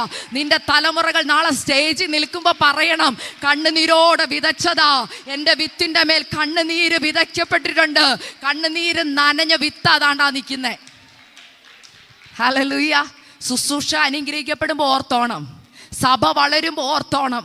ഞാൻ എപ്പോഴും പറയുന്നത്, വളരുന്ന സഭകളെ ഓർത്ത് ഞാൻ പറയുന്നൊരു കാര്യമാണ്. എല്ലാവരും വരും, പാടും, ആരാധിക്കും, കാര്യമൊക്കെ സത്യ. പക്ഷെ ഈ സഭയാകുന്ന വിത്തിൻ്റെ പുറത്ത് കണ്ണുനീരൊഴുക്കുന്നവർ ചുരുക്കമാണ്. പക്ഷെ ക്രെഡിറ്റ് എടുക്കാൻ ആർപ്പോടെ കൊയ്യുമ്പോൾ ഉണ്ടല്ലോ, എന്നാ വരവാന്നറിയാം എല്ലാവരും, അല്ലേ? ഇല്ലെന്ന് പറയരുത്, സത്യമാ. സാക്ഷ്യം പറയാൻ സമയം കൊടുത്താൽ പറയും, ഞാനായിരുന്നു സഭയ്ക്ക് വേണ്ടി അത് ചെയ്ത് ഇത് ചെയ്ത്. പക്ഷെ ഞാൻ എല്ലാവരോടും പറഞ്ഞൊരു, ഞാൻ ഞങ്ങളുടെ പപ്പായോട് ഇപ്പോഴും പറയും, ശരിക്കും ചോദിക്കേണ്ട ചോദ്യം സഭയ്ക്ക് വേണ്ടി അത് ചെയ്തോ, ഫാൻ മേടിച്ചോ, AC മേടിച്ചോ എന്നല്ല. ഈ സഭയ്ക്ക് വേണ്ടി വെളുപ്പിന് സമയങ്ങൾ എഴുന്നേറ്റിരുന്ന് കരഞ്ഞവർ എത്ര പേരുണ്ടെന്ന് ചോദിക്കണം. ശരിക്കും അവരാണ് സഭയ്ക്ക് മുതൽ മുടക്കിയവർ, അല്ലേ? ഞങ്ങളുടെ ചർച്ചിൽ ഒരു അങ്കിളും ആൻറ്റിയും ഉണ്ട്. എല്ലാ ദിവസവും വെളുപ്പിനെ 4 മണിയാകുമ്പോൾ ഞങ്ങളുടെ ചർച്ചിൻ്റെ അകത്ത് വന്നവർ കണ്ണുനീരോടെ പ്രാർത്ഥിക്കുന്നുണ്ട് കേട്ടോ. ഞാൻ തുറന്നു പറയാം, അവരുടെ തലമുറകളൊക്കെ അനുഗ്രഹിക്കപ്പെടുവോ? ദൈവരാജ്യത്തിന് വേണ്ടി കണ്ണുനീരൊഴുക്കുന്നവരെ ദൈവം കൈവിടുവോ? ദൈവമക്കളെ, നിങ്ങളുടെ തലമുറകൾ അനുഗ്രഹിക്കപ്പെടണമെങ്കിൽ ഒരു സീക്രട്ട് ഞാൻ പറഞ്ഞു തരാം. സഭയ്ക്ക് വേണ്ടി കണ്ണുനീരൊഴിക്കാൻ മതി, ആത്മാക്കൾക്ക് വേണ്ടി കണ്ണുനീരൊഴിക്കാൻ മതി. പലരും പറയുന്ന ഒരു വാക്കാണ് ഹല്ലേലൂയ, കൊയ്ത്ത് വളരെ വേലക്കാരോ ചുരുക്കം. എല്ലാവരും കൊയ്യാൻ റെഡിയാ, ശുശ്രൂഷകരൊക്കെ റെഡിയാ അല്ലേ? കൊയ്യാൻ റെഡിയാ. എനിക്കും ഇഷ്ടമാണ് കൊയ്യാൻ. എല്ലാവരുടെയും കയ്യിൽ എന്താ ശരിക്കും ഇരിക്കുന്നറിയോ? അരിവാള്. ഇപ്പം കൊയ്യാൻ പോവാം. പക്ഷെ കഴിഞ്ഞ ഇടയ്ക്ക് ഞാൻ ചിന്തിച്ച ഒരു ചോദ്യമാണ്, എന്നോട് തന്നെ ഞാൻ ചോദിച്ചിട്ട് ദൈവസന്നിധിയിൽ പാപം ഏറ്റു പറഞ്ഞ അല്ലെങ്കിൽ തെറ്റ് പറ്റിപ്പോയെന്ന് കരഞ്ഞ ഒരു ഭാഗം ഞാൻ പറയട്ടെ. ഒരു ദിവസം ഞാനിത് പറഞ്ഞു, കർത്താവേ ഞാൻ കൊയ്യാൻ റെഡിയാ, വേലക്കാർ ചുരുക്കം, ഞാൻ പോയി അങ്ങോട്ട് കൊയ്യട്ടെ. അപ്പം കർത്താവ് ചോദിച്ചു, കൊയ്യാൻ റെഡിയാ, അവിടെ നിൽക്കും, ഒരു മിനിറ്റ്, ഒരു ക്വസ്റ്റ്യൻ ചോദിക്കട്ടെ. ഈ കൊയ്യാൻ പോകുന്ന ഇത്രയും അല്ലെങ്കിൽ കറ്റയ്ക്ക് വേണ്ടി നീ കരഞ്ഞിട്ടുണ്ടോ? ഇല്ല. ഞാൻ സത്യസന്ധമായിട്ട് നിങ്ങളുടെ മുമ്പിൽ നിന്ന് പറയട്ടെ, ദൈവാലയത്തിൽ നിന്ന് പറയുക, ദൈവസന്നിധിയിൽ നിന്ന് പറയുക. എന്നോട് നിങ്ങൾ ചോദിക്കുക, സിസ്റ്ററെ ആത്മാക്കളുടെ വിടുതലിന് വേണ്ടി കണ്ണുനീരോടുകൂടെ പ്രാർത്ഥിച്ചിട്ടുണ്ടോ എന്ന് ചോദിച്ചാൽ ഞാൻ പറയും, ഞാൻ ഇന്ന് വരെ പ്രാർത്ഥിച്ചിട്ടില്ല.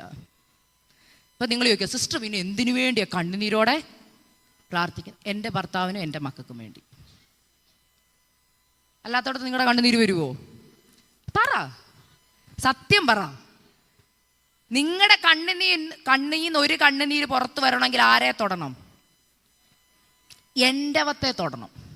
എൻ്റെ ഭർത്താവ്, എൻ്റെ മക്കൾ, എൻ്റെ വീട്ടുകാർ. അപ്പം ഞാൻ കരയും. സഭയിൽ ഇപ്പം ആത്മാക്കൾ വന്നില്ലെങ്കിൽ എനിക്കെന്താ?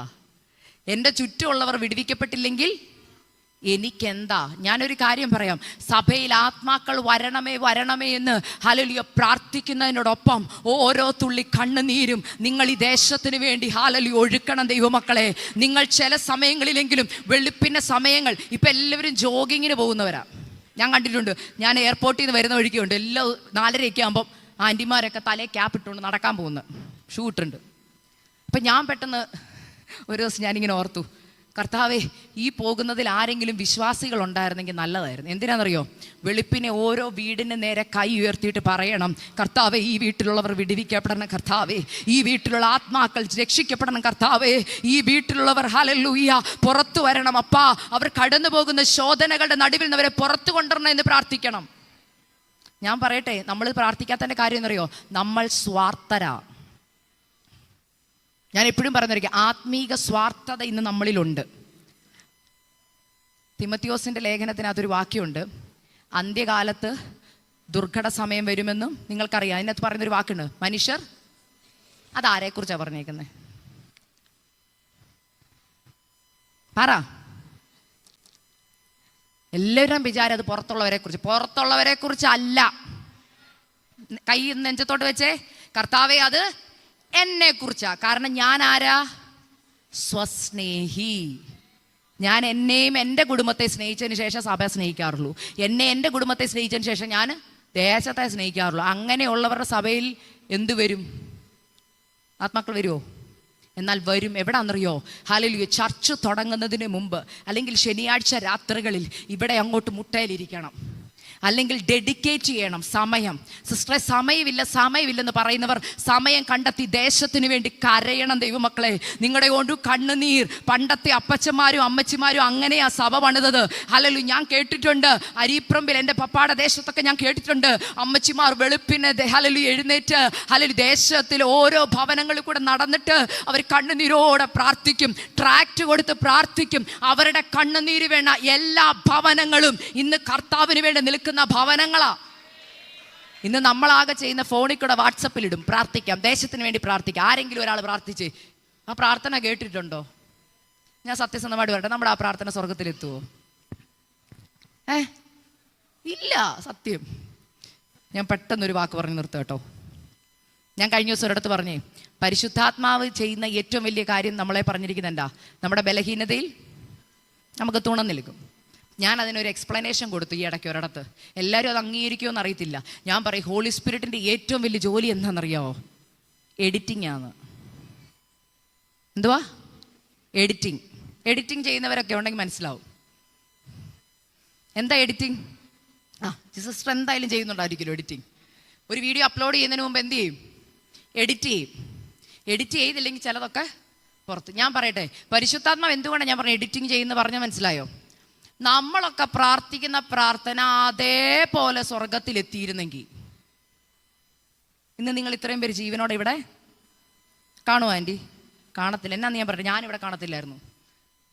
ഞാൻ എത്ര വട്ടം പ്രാർത്ഥിച്ചു. നമ്മുടെ ആഗ്രഹം തന്നെ, ഇപ്പം പ്രാർത്ഥിക്കും, ഇപ്പം മറുപടി കർത്താവേ ഉടനെ പ്രവർത്തിക്കണേ, ഉടനെ തരണേ. അങ്ങനെ പ്രാർത്ഥിക്കുന്ന പ്രാർത്ഥനയുണ്ട്. കർത്താവ് എല്ലാം ഉടനെ തന്നിരുന്നെങ്കിൽ ഞാൻ ഇന്നിവിടെ ജീവനോടെ കാണത്തില്ലായിരുന്നു. അതിൻ്റെ കാരണം എന്നാ നിങ്ങൾക്കറിയാമോ?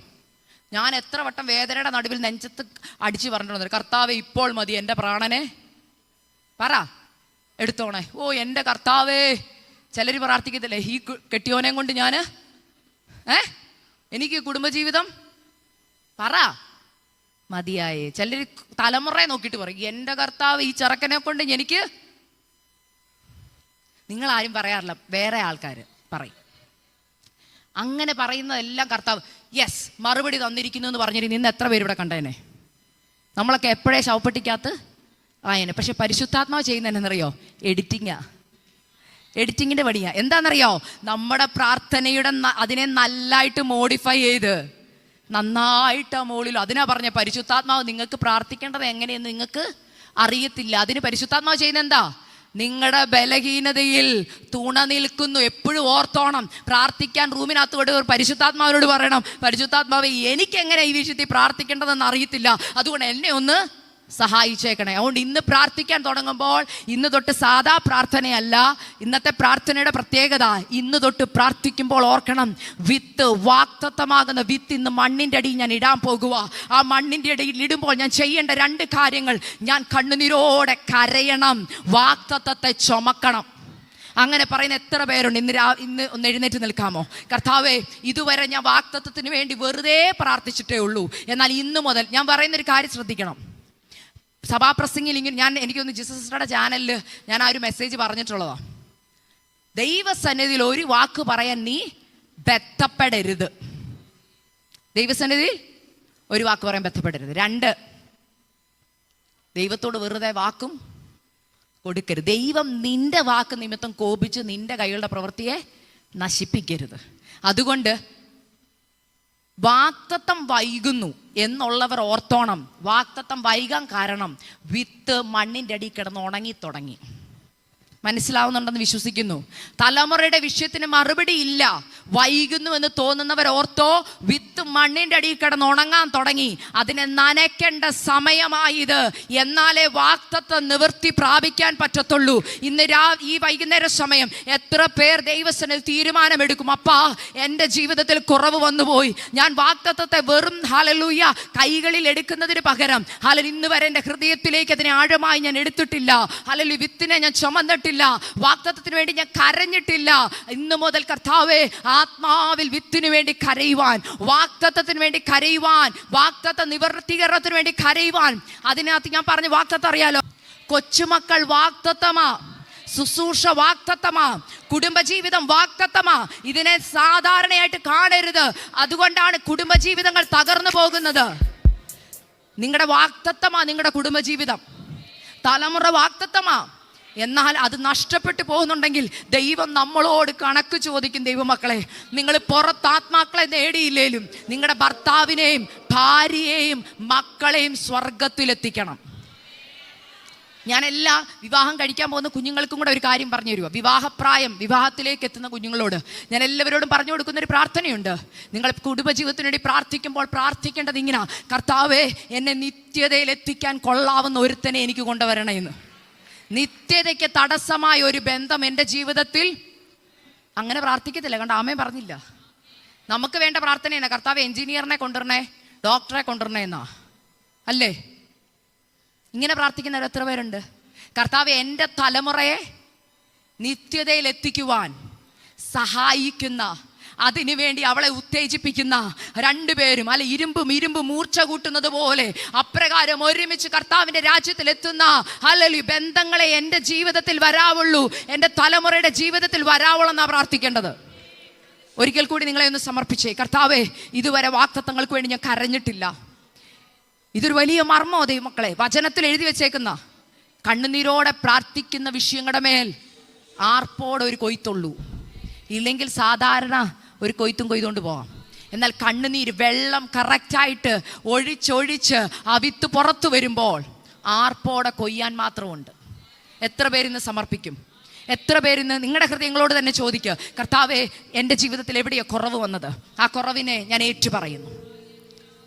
നിങ്ങളുടെ ജീവിതത്തിൽ കുറവ് വന്നിട്ടുണ്ടെങ്കിൽ, ദേശത്തിന് വേണ്ടി കരയുന്നില്ലെങ്കിൽ, സഭയ്ക്ക് വേണ്ടി കരയുന്നില്ലെങ്കിൽ, കുടുംബത്തിന് വേണ്ടി കരയുന്നില്ലെങ്കിൽ ഓർക്കണം, കർത്താവേ, എൻ്റെ ജീവിതത്തിൽ തെറ്റ് വന്നുപോയി, ഞാൻ കരയാൻ തയ്യാറാ.